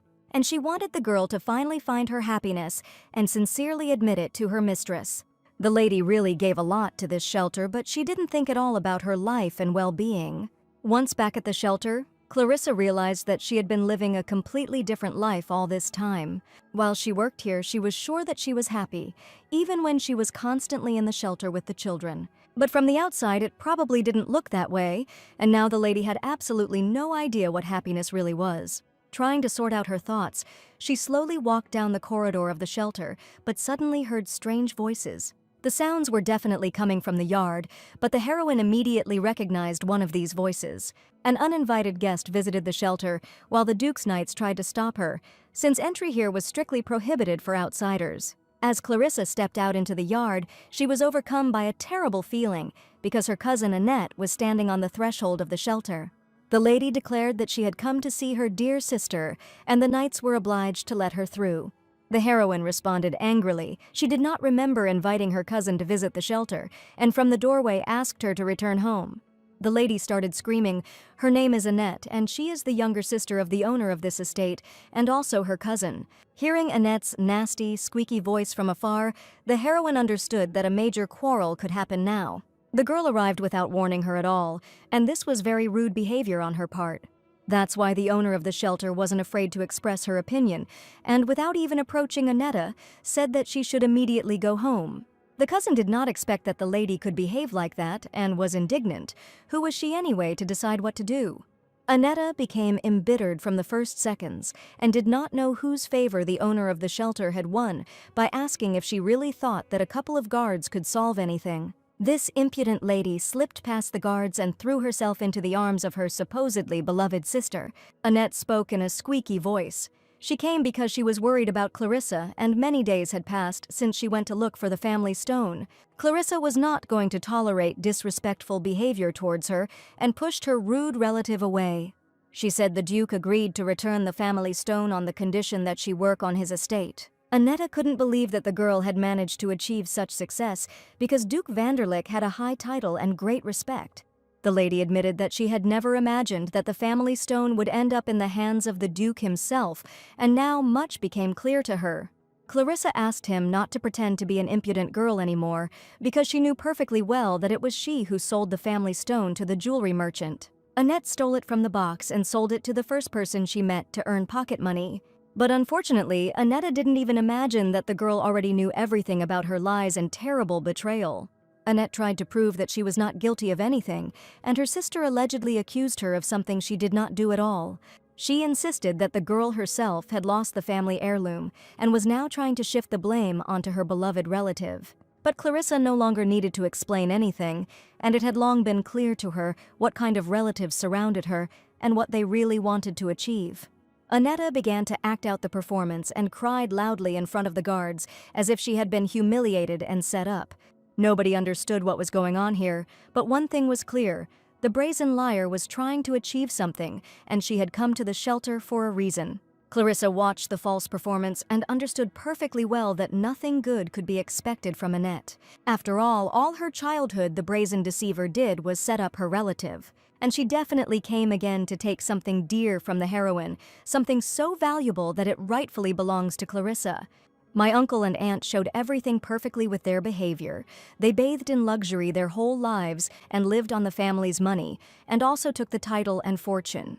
The brazen deceiver named Annette behaved completely differently. This girl was completely different. Annette stole from the lady little by little, each time taking advantage of her kindness, as if peeling off her skin layer by layer. Even when Clarissa tried to study, her guardians said that the girl was incapable of learning and very stupid. The books that she valued so much, Annette simply took and destroyed overnight, specifically so that she would not achieve anything. Annette always acted in the most vile way and made sure that all the teachers hated Clarissa. Once, a terrible incident even happened, and Annette was again involved in it, wanting to frame her sister. Annette complained to one of the teachers that Clarissa was constantly making fun of her and bullying her, making stupid jokes at her expense. She even intentionally hurt herself once so that her fiancé would believe her lie, but no one even listened to the fact that the girl was not guilty of anything. The brazen deceiver turned everyone against her sister, who was completely indifferent to her lies. And thus she ensured that all the teachers, servants, and residents of the estate hated her sister and considered her a terrible person. When the heroine realized that all this was part of Annette's insidious plan, her heart was broken into pieces. But at that moment it was already too late. No one believed in the girl anymore, and it was for this reason that she decided to run away to the house that her mother left her. There she finally found her peace, but now the impudent Annette has appeared in her life again, but she has never even been to this estate. After the heroine ran away from their house, she finally regained her strength and was no longer that weak girl. At that moment, the heroine noticed the amulet and remembered the noble Eric, who had given it to her with all his heart before leaving. He wanted the nanny to return safely, so he decided to give her the family jewel that could protect her. Since the heroine's mother died, no one worried about her anymore and never expected her return. But now there are people in her life who are waiting for her, who value her and respect her incredibly simply because she is with them, and this made Clarissa feel great happiness. Perhaps, even if only for a short time, Clarissa became the one Lord Eric trusted for the first time. And holding the magic pendant in her hands, this time she definitely decided not to let Annette do whatever she wanted. Clarissa said confidently, the girl can blame her for whatever she wants, but she will no longer allow her to mock her life. Until the contract was fulfilled, Annette could not return the family stone, no matter what she did or how hard she tried. The heroine turned away sharply, while the impudent deceiver tried to convince her that this was clearly some kind of misunderstanding. Annette certainly didn't expect such behavior from Clarissa, because she had never behaved like that before, and on the contrary, indulged her cousin's opinion. When the girl turned away from her, Annette rushed to her, screaming for her sister to listen to her and not abandon her in such a situation. She grabbed her by the waist with such force that Clarissa even felt a lot of pain, because she almost tripped and fell. She was holding a precious pendant in her hands, and Annette noticed that the girl had a magic stone hanging on her chest and asked if it was really a relic. Annette whispered that her little sister was being too cruel, and if she had a relic, it would be worth starting with the inheritance. The deceiver asked her to simply fulfill the contracts and continue to work for her sister, but this time the heroine could not stand it and hit her cousin in the face. This magic stone was not the family heirloom that Annette had already set her sights on. A red mark from the blow appeared on the liar's cheek, and she asked why, in that case, Clarissa was wearing this pendant. The lady asked not to touch the jewel with her dirty hands, and she wore it because this thing is really dear to her. It was the first time Annette had seen her sister defend her opinion so boldly, and before she had always been timid. She no longer knew how to hurt Clarissa and said that she was acting too arrogantly just because she was her sister. All this time, she considered the girl a noblewoman who did not know how to use magic and called her a laughingstock, but at that moment, magic fell upon the villainess like a whirlwind. The power of the magic pendant was incredibly great, and this was the very case when the heroine needed its protection. But the girl understood that this might be bad, and if it continued, everyone might be in danger. It was not just a decoration, but a shield woven from ancient runes and light magic, the only defense against Annette's insidious spells. The pendant, a faithful protector, absorbed her anger, turning it against Annette.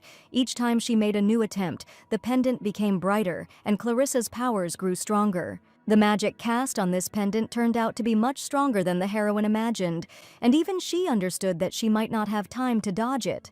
The magical pendant given to her by young Lord Eric shimmered with an incredibly strong light on Clarissa's chest. The ground beneath the villainess's feet cracked, as if splitting under the pressure of an invisible force. Annette staggered, lost her balance, and fell to the ground. Annette's face was distorted with pain and rage. Sparks flew from her eyes, and her hands trembled, losing control of her anger. Clarissa, breathing heavily, watched the defeated Annette, and her rage, of which she was so proud, was powerless before the pure, bright stream. At that moment, the girl remembered the words of young Eric. The magic stone will definitely help her, and he wants her to return safe and sound. She raised the pendant to her lips and kissed it tenderly, as if in gratitude it was not just a magical amulet, but a symbol of the love and devotion of the young Lord Eric. Annette realized that this magic stone was of quite a high level, and right now it protected its owner. Annette was choking with rage, her fingers convulsively clutching the hem of her silk dress, and her thin lips turned into a thin, angry line. The villainess felt an uncontrollable hatred growing in her chest, hatred for Clarissa, for her innocence and naivety, which were so irritating. But most of all, Annette hated herself for underestimating this pathetic nuisance, for letting her get away, for allowing her flawless plan to misfire. So she decided to act in a different way and suddenly started running to the side, which Clarissa did not expect at all. Probably, Annette was going to raise such a storm that this world would shake from her wrath.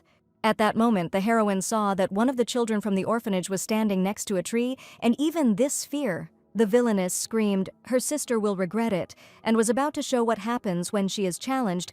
Clarisse shouted at the boy to run away as quickly as possible.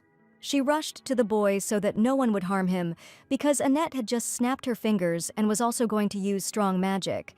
Clarissa hugged the boy and shielded him with her whole body, and the next second an unexpected magic happened, which turned out to be a protective spell. Annette was simply furious, because a powerful spell had just been reflected by light magic, and she was powerless. As if from nowhere, the Duke's assistant himself appeared and immediately asked if everything was all right with the lady. It was Lord Rusty, and it was he who had just used the protective magic that had repelled Annette's dark forces. Rusty wasn't particularly strong in offensive spells, but he had no problems with defensive spells at all, and he used them skillfully. He knew how quickly the magic stones were depleted, but as long as the shield was active, everything was under complete control.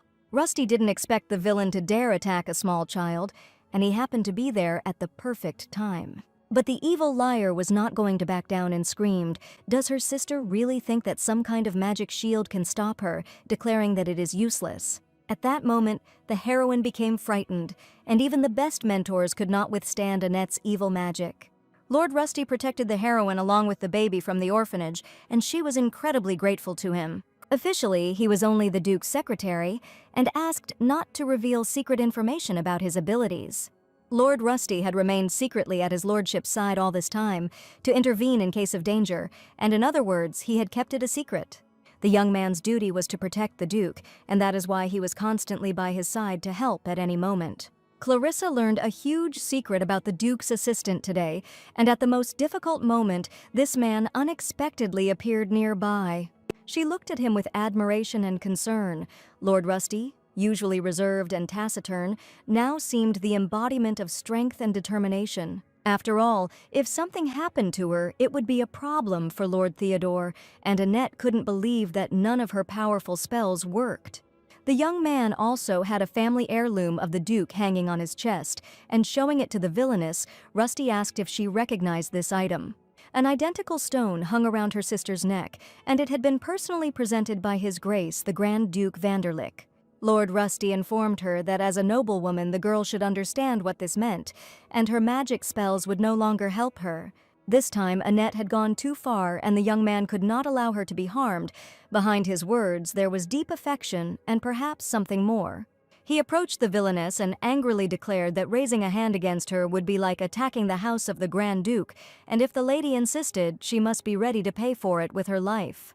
His eyes burned with righteous anger at Annette, who apparently had crossed the line, and this time she was finally truly scared. Annette, defeated and humiliated, fled, the magic of which she was so proud crumbling to dust under the onslaught of the combined forces directed against her.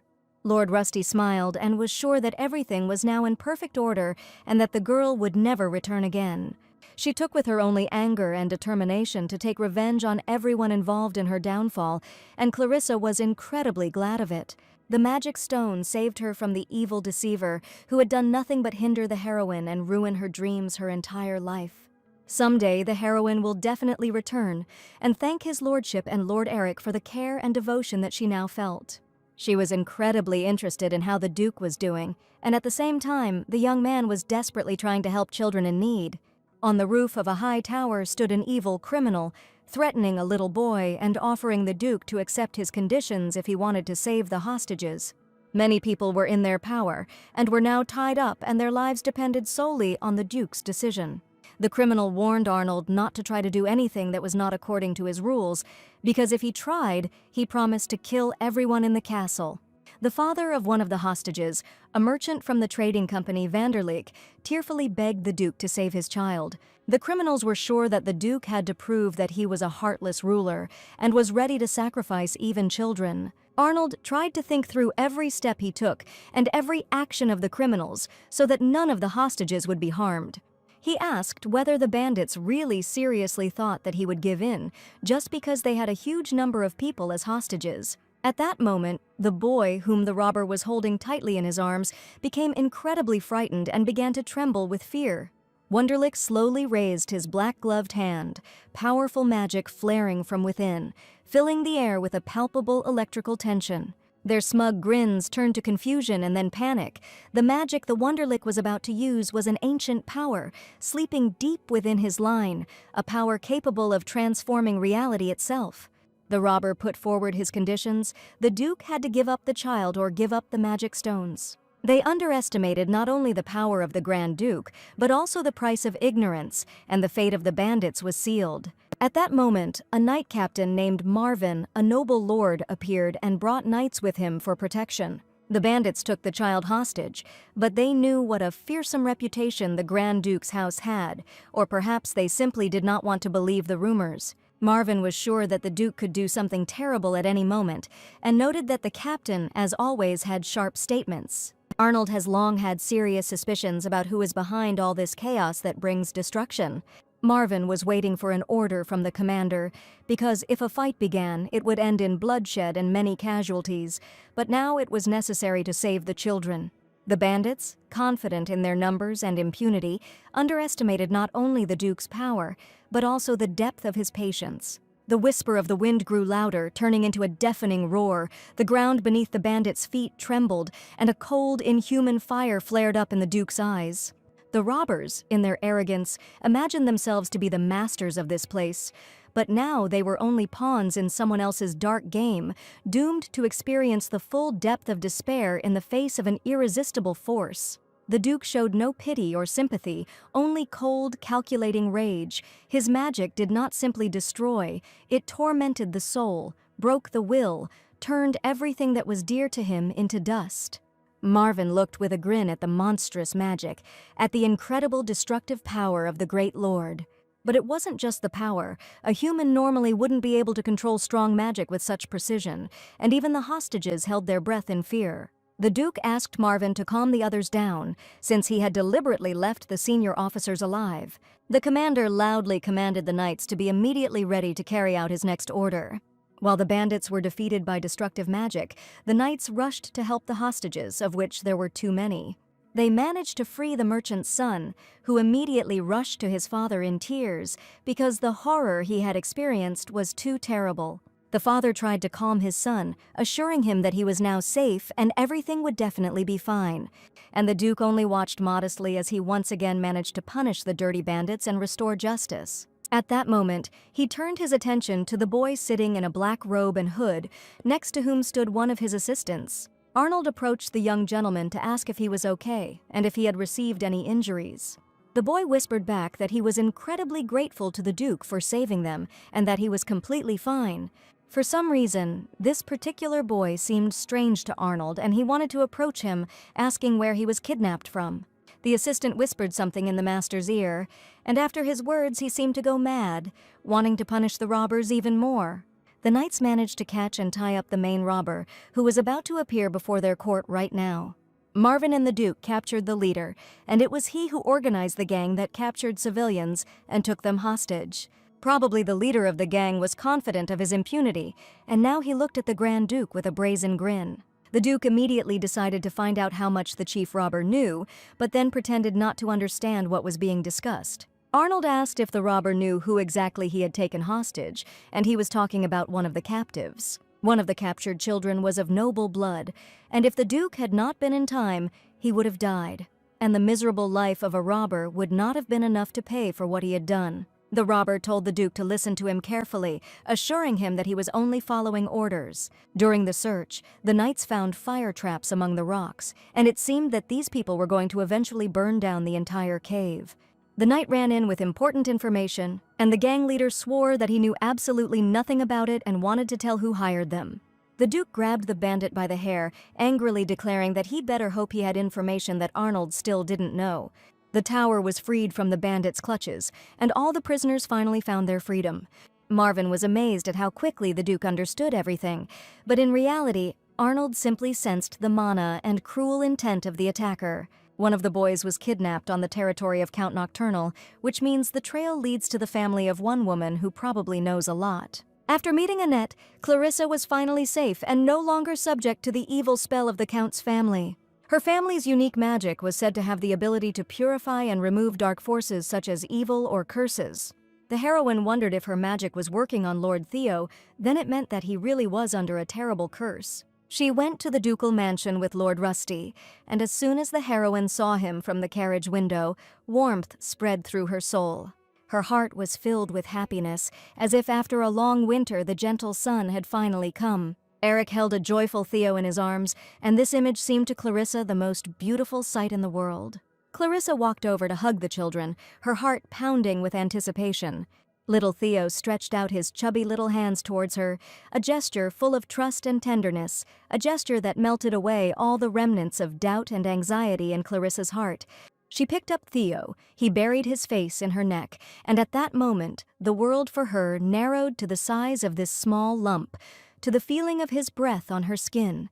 Clarissa hugged the baby tighter, all worries and cares receded into the background, leaving only her, Theo, and the boundless love that filled her heart. The young gentleman stood aside and was glad. It seemed that the nanny had returned safe and sound again, and it was all thanks to the magic amulet. Eric was at a complete loss as to how to express his emotions, and even Lord Rusty asked him if he had nothing to say.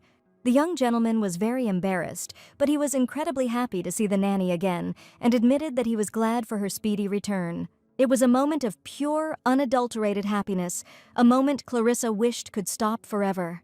Clarissa hugged the children, baby Theo and young Lord Eric. She felt their little hearts beating and realized the responsibility that lay on her shoulders.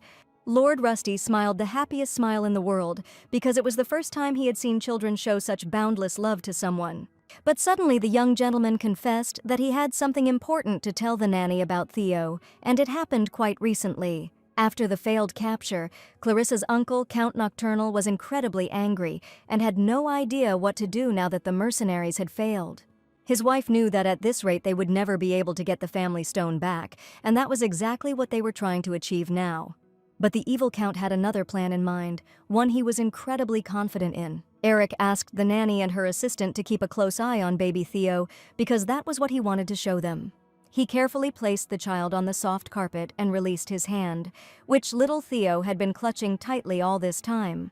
Seeing Clarissa so happy, sharing with her the joy of Theo's first achievements, was a great pleasure for him. Just a short time ago, Theo was just a helpless baby lying in a crib, and now he was tottering and unsteady on his tiny legs, exploring the world. The first steps of baby Theo caused incredibly happy emotions in the heroine, and she saw how the young gentleman tried to move his little legs. She was delighted. It was simply amazing.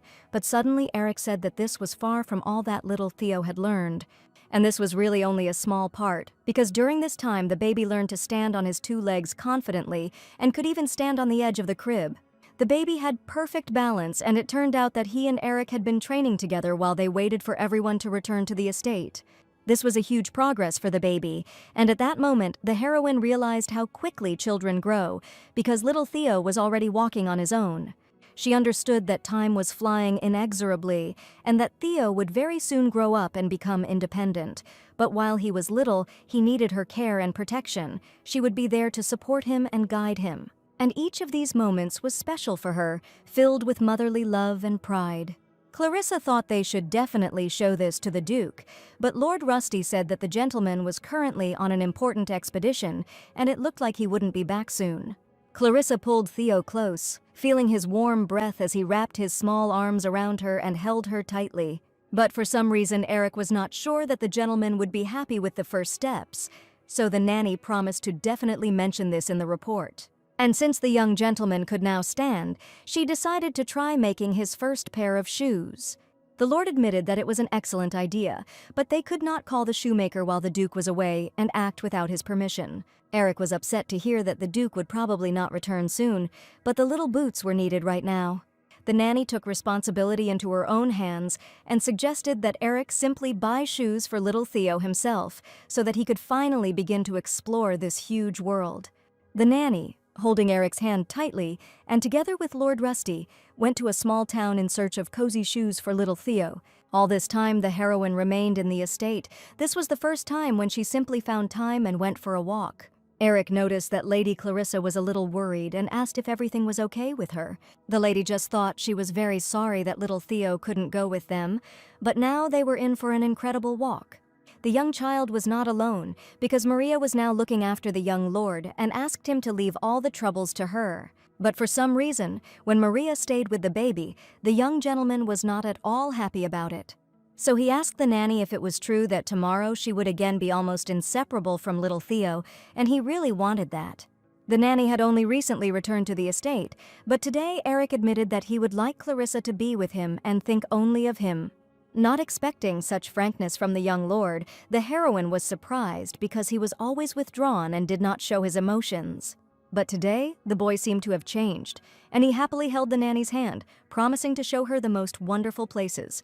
They went into a shoe repair shop, where a store employee carefully showed them the cutest little shoes. The heroes ordered one pair of shoes, and the lady promised to contact them when the shoes for the baby were ready.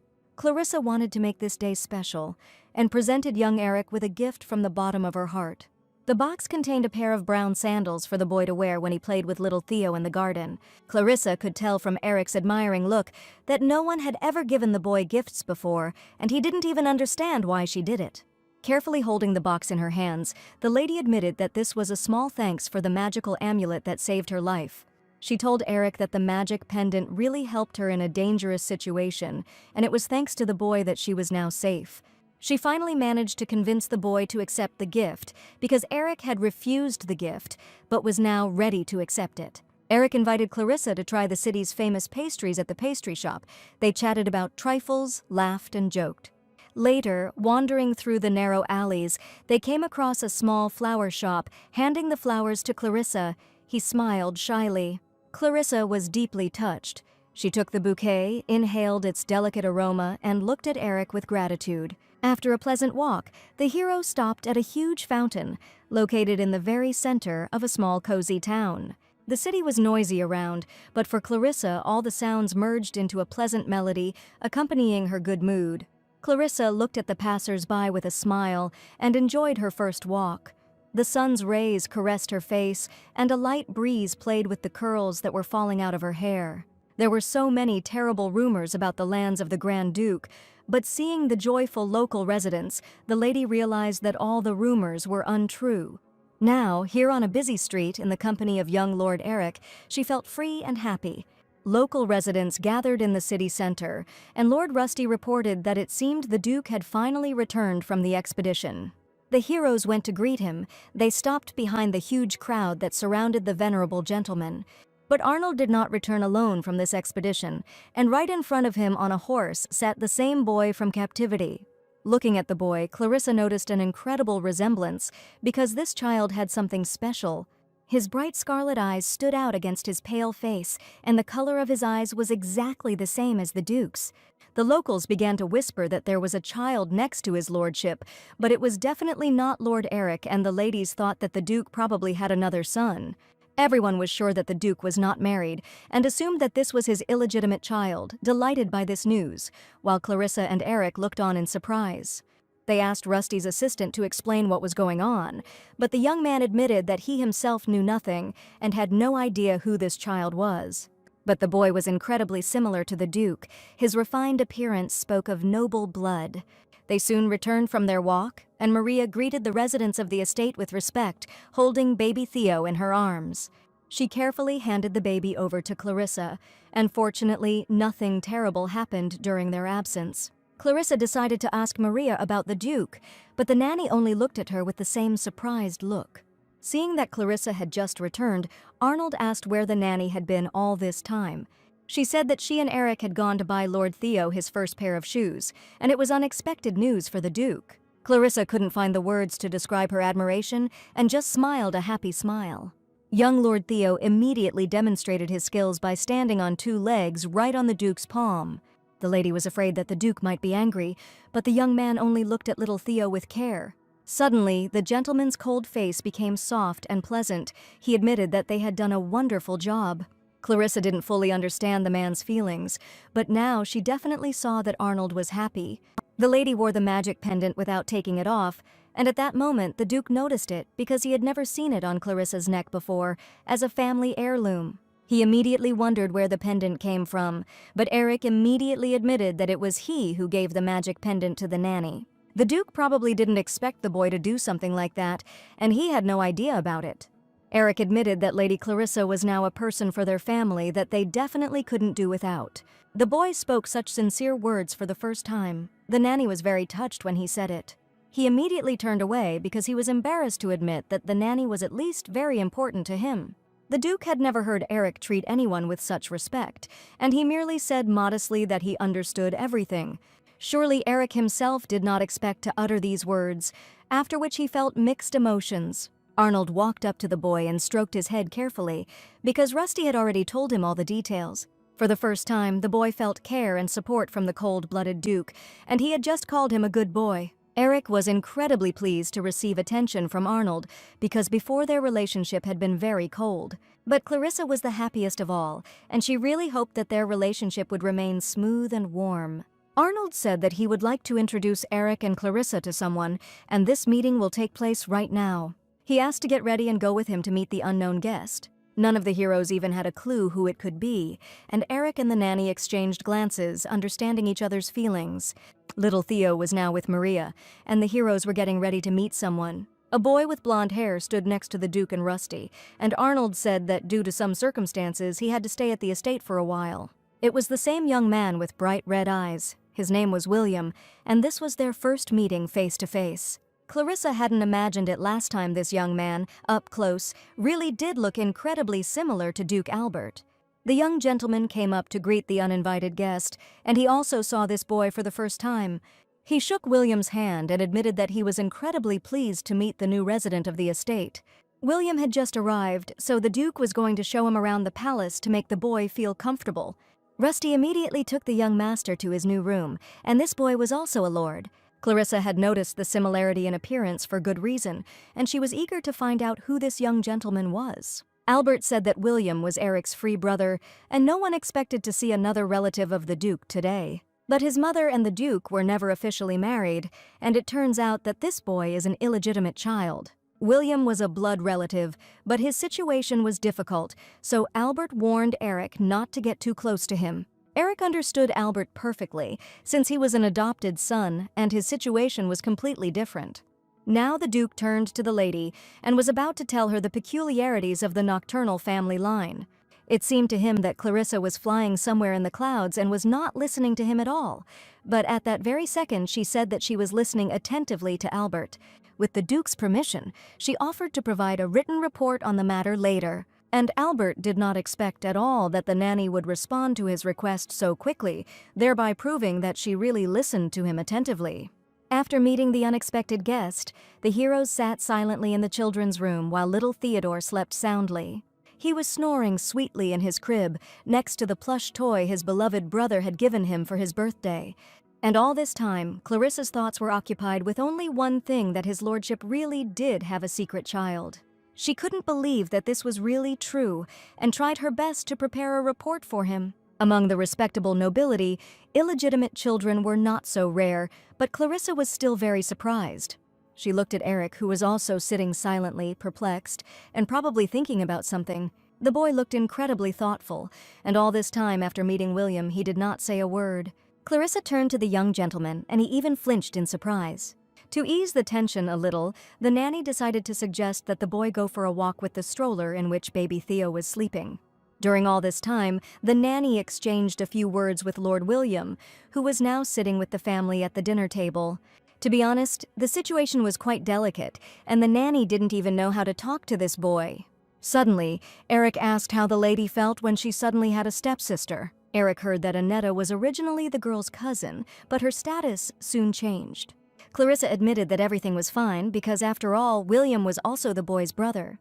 When she first met Annette, at first she was even a little happy, but then she realized that they did not get along at all, and for the heroine, it was even more lonely than being alone, which is why Eric couldn't find a place for himself. The nanny decided to ask what the young gentleman thought about Lord William, because from now on they would have to live together. In response, Eric didn't even know what to say, and today he saw for the first time a boy who turned out to be his relative. But today, not only Lord William appeared at the estate, but also a strange black cat. Little Theo immediately noticed the animal sitting on the tree and turned his attention to the black cat. While the baby was crawling on the grass, a new resident of the estate approached him and greeted the young lord. Theo extended his hands to the boy, and he immediately felt a kind aura coming from him. William immediately realized that in front of him was little Theodore, who looked at the new guest with admiring eyes. He sat down on the soft grass in front of the baby and immediately realized that Theodore was the second son of the Grand Duke. At that moment, the same black cat approached the boys and meowed loudly throughout the yard. Theo saw a real cat for the first time in his life, and it really caught his attention. The animal turned out to be very friendly, and the cat immediately approached the boys so that they could pet it. But little Theo still didn't understand at all how to handle animals, and only abruptly grabbed the black cat by the tail. William told the baby how to be kind and gentle with animals and showed him how to pet a cat so that it would purr and be happy. The boys spent all this time together, and William showed young Theo funny faces which made him laugh throughout the yard. The baby clapped his hands and was happy while William continued to make faces and play with the baby. He found Theo to be an incredibly funny and sweet child, and William really enjoyed spending time with him. The baby was incredibly cheerful, and the young gentleman began to think that he must be living very well in this house. This baby is clearly surrounded by warmth and care, and the people living on the estate love him very much. William was here for a reason. He was accompanying a special commissioner for internal inspection, but he was suddenly captured by bad people. The baby listened to his stories with fascination, while William played carefree with the young lord. The affectionate cat sat with them, and thanks to the fact that the Duke had sheltered the boy, the guards were supposed to come for him soon. William didn't even know how long he would stay in this house, but while he was here, he decided to be happy. At that moment, Eric and the nanny ran up to them, worried, because they didn't even notice how Lord Theo crawled away from them. The nanny saw that the baby was okay and immediately calmed down, and all this time she and the boy were worried that the baby was lost. And what was her surprise when she saw Lord William, who had been watching the baby all this time. The nanny apologized and admitted that she was very sorry, because she and Eric didn't even notice when the baby crawled across the grass. They had indeed taken their eyes off the baby, and young Lord William knew it at once. asking whether the ducal house really has problems with qualified nannies who cannot look after a baby. Theo stood up for the nanny and stated that it was he who lost sight of the child, and Clarissa was not to blame for anything. William asked if Eric meant to say that if the baby had been kidnapped by bad people, it still wouldn't have been the nanny's fault. The young gentleman desperately stood up for Clarissa, and even after the boy's words, he declared that she was not guilty of anything. The lady insisted that whatever the reason, it was she who failed to keep an eye on the little child. William found the whole thing too touching and admitted that it wasn't such a bad thing. He believed it was better to be such a person, kind and sincere, than someone who only flatters or lies. He extended his hand to the young gentleman and offered to become true friends who would never deceive each other. Eric stopped in bewilderment, and William asked if he really didn't want to be friends and perhaps wanted to become Dick's friend. The heroine thought, William and Dick, and she had definitely heard these names somewhere before. She picked up a joyful Theo and asked the boys to wait, trying to understand what was happening between them. There was a reason his name was William, and Clarissa was sure that she knew that name for sure, and as soon as she realized this, she did not believe what was happening. Because standing before them was not just a boy, but Prince William Hyde himself, the first prince of the Kingdom of Odoron. All this time, the heroine thought that the boy was the Duke's illegitimate son, but it really turned out to be very funny, and she was wrong. Clarissa had never seen him in person, so she didn't understand, but the ducal and royal families were close relatives. Therefore, the external resemblance to Albert is not surprising, and William was Dick's elder brother, and Prince Dick was the second prince. And since everyone finally understood who William was, the boy cheerfully suggested that everyone play together. They decided to play tag because the children needed to move, run, and jump as much as possible. They quickly chose who would enter, and it turned out to be a boy named William, since Eric and Theo lost at rock, paper, scissors. The boy ran as fast as he could and declared that Eric would have to catch him, and he ran away so quickly that the young lord didn't even have time to notice. Finally, Eric had someone to play with, a boy his own age, and they looked incredibly happy now. Prince William and Prince Dick turned out to be half-brothers, and now the boys were just spending time carefree with each other. Clarissa heard somewhere that there was a dispute in the royal palace about who would become the heir and take the throne. Now the court was split into two factions, one supporting the first prince and the other faction supporting the other. There had been a fierce struggle for the throne between the young boys since childhood, and that was why Albert warned Eric in advance. It was not for nothing that he told Eric not to get too close to the young master, who could certainly become the heir to the throne. Now Clarissa understood why the Duke was so worried, because William was not an ordinary child at all. But Eric didn't need any problems at all. He didn't have a high title and was just the adopted child of a duke. While the boys were running, Eric was unable to catch up with the agile prince, who was constantly evading him. Each time it seemed to him that he was about to catch him, but William slipped away again, disappearing without a trace ahead. Eric was trying so hard to catch the prince that he didn't even notice how he tripped over a stone and fell straight to the ground. William stopped beside him and declared that he was sure that an alliance with the Duke's house would be a great advantage. He laughed at Eric, who had just fallen, calling him too weak a duke, which he was probably wrong about. Eric was hurt by these words because he had long felt that he was not worthy of the ducal title. The boy sadly stated that perhaps he really was not fit to be the heir and would never take it. William noticed that Eric's mood changed dramatically as soon as he mentioned the ducal title. Suddenly, the boy became furious and declared that he did not want the entire family of the Grand Duke to be judged only by his behavior and skills. All this time, William had been running from Eric and knew that it was very easy to dodge him, but now the boy had come too close to him. And the little prince did not even notice how the young gentleman touched him with his hand, which meant that the game was over. Eric managed to outwit William, who even forgot that the game was still going on. Little Theo clapped his hands happily, because all this time he had been watching attentively as Eric tried to catch up with the young prince. It seems that young Master Eric has won today, and even if he was not clever, he was much more cunning. William sat on the grass and laughed joyfully, realizing that he himself had no idea how Eric would fool him. Eric carefully gave the boy his hand and said important words. What one brother lacks, the other always makes up for. This is what his adoptive father taught him, and the boy was ready to lend a helping hand to his friend. Now William realized what the Duke really was, a wonderful man with a big soul. William grabbed his hand and Eric helped him to his feet, brushing the grass off his clothes. Eric felt a special connection forming between them. At that moment, Eric realized that there was something more between them than just a passing help. He saw gratitude and admiration in William's eyes, and he felt warmth in his heart as they stood side by side, two boys, different in status, but united by a common desire to be friends. The Duke watched all this closely, and he was incredibly worried that Eric would become friends with William and would miss him. Albert looked quite serious and realized that now was the time to do something. The commander of the Knights stood next to him in the office, and Albert confidently declared that it seemed time to act. The commander of the Knights understood the order given by the Duke, which he had to carry out immediately. After a fun game, the boys, along with the Nanny and Theo, were sitting at a summer table, at which point William decided to ask for forgiveness. He knew he'd said some nasty things to Eric just to see how the boy would react in that situation. Eric felt bad at the time, but after William's apology, he understood everything, and the prince was indeed just testing him. The Duke always said that you need to learn to understand people, and only in such situations can you understand who your true friend is. William wondered how Eric managed to understand that he was truly a good person and did not wish him harm. William suggested that they just forget what happened before and officially become real friends this time. Eric had no friends at all, but suddenly the boy confidently declared that he would refuse such an offer. William's eyes widened because the prince certainly didn't expect the boy to give up on friendship right then. He even jumped up from his chair, a little angry, because he was wondering why Eric refused to be friends with him. Eric considered himself the future Duke and stated that he could not befriend the first prince without the permission of the current Duke. It was William's fault, and he probably shouldn't have mentioned the situation, but the boys still wanted to remain friends on equal terms. At that moment, the future young Duke suddenly grabbed the baby in his arms and ran as fast as he could.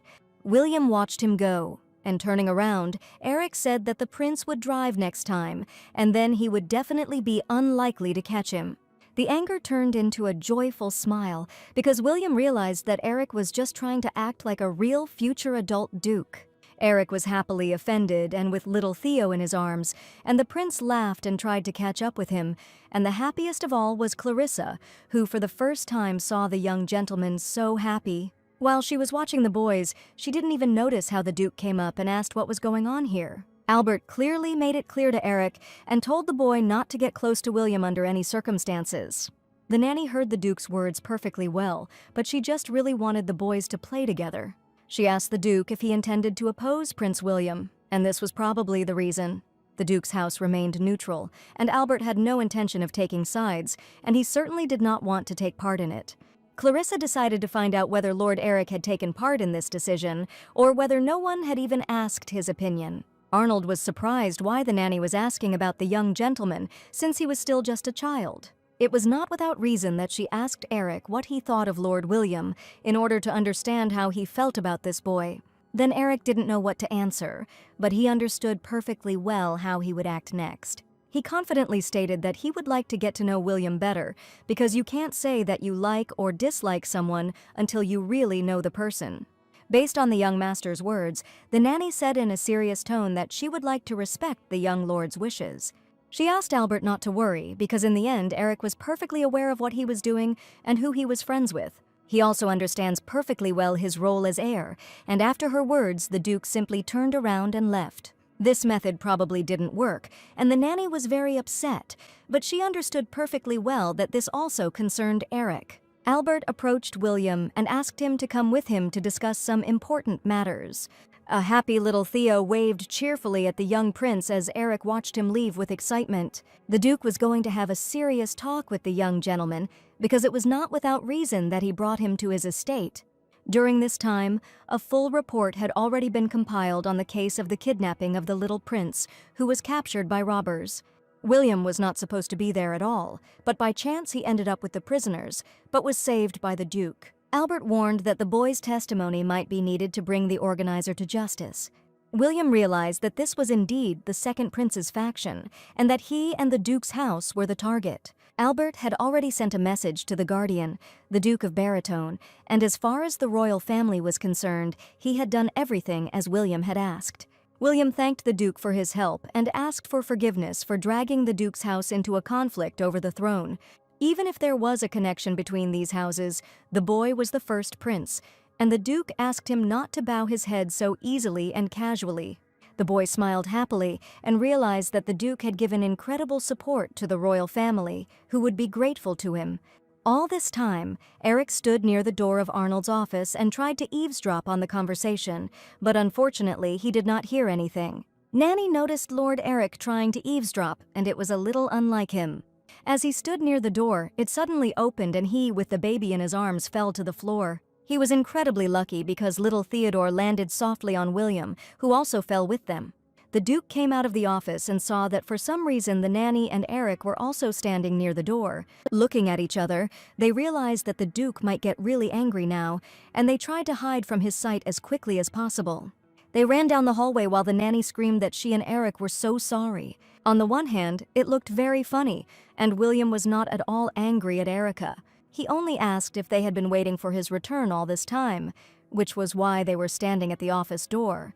Eric wasn't prepared for what to say, and just excitedly stated that little Theodore was looking for William, and that was why they were standing there. Since the nanny obeyed his lordship's order, she was worried that Arnold might scold the boys or something like that.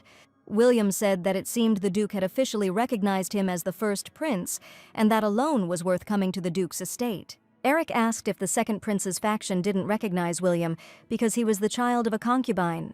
Perhaps the queen simply didn't like him, but even the boy himself didn't understand what was really going on here and who was involved.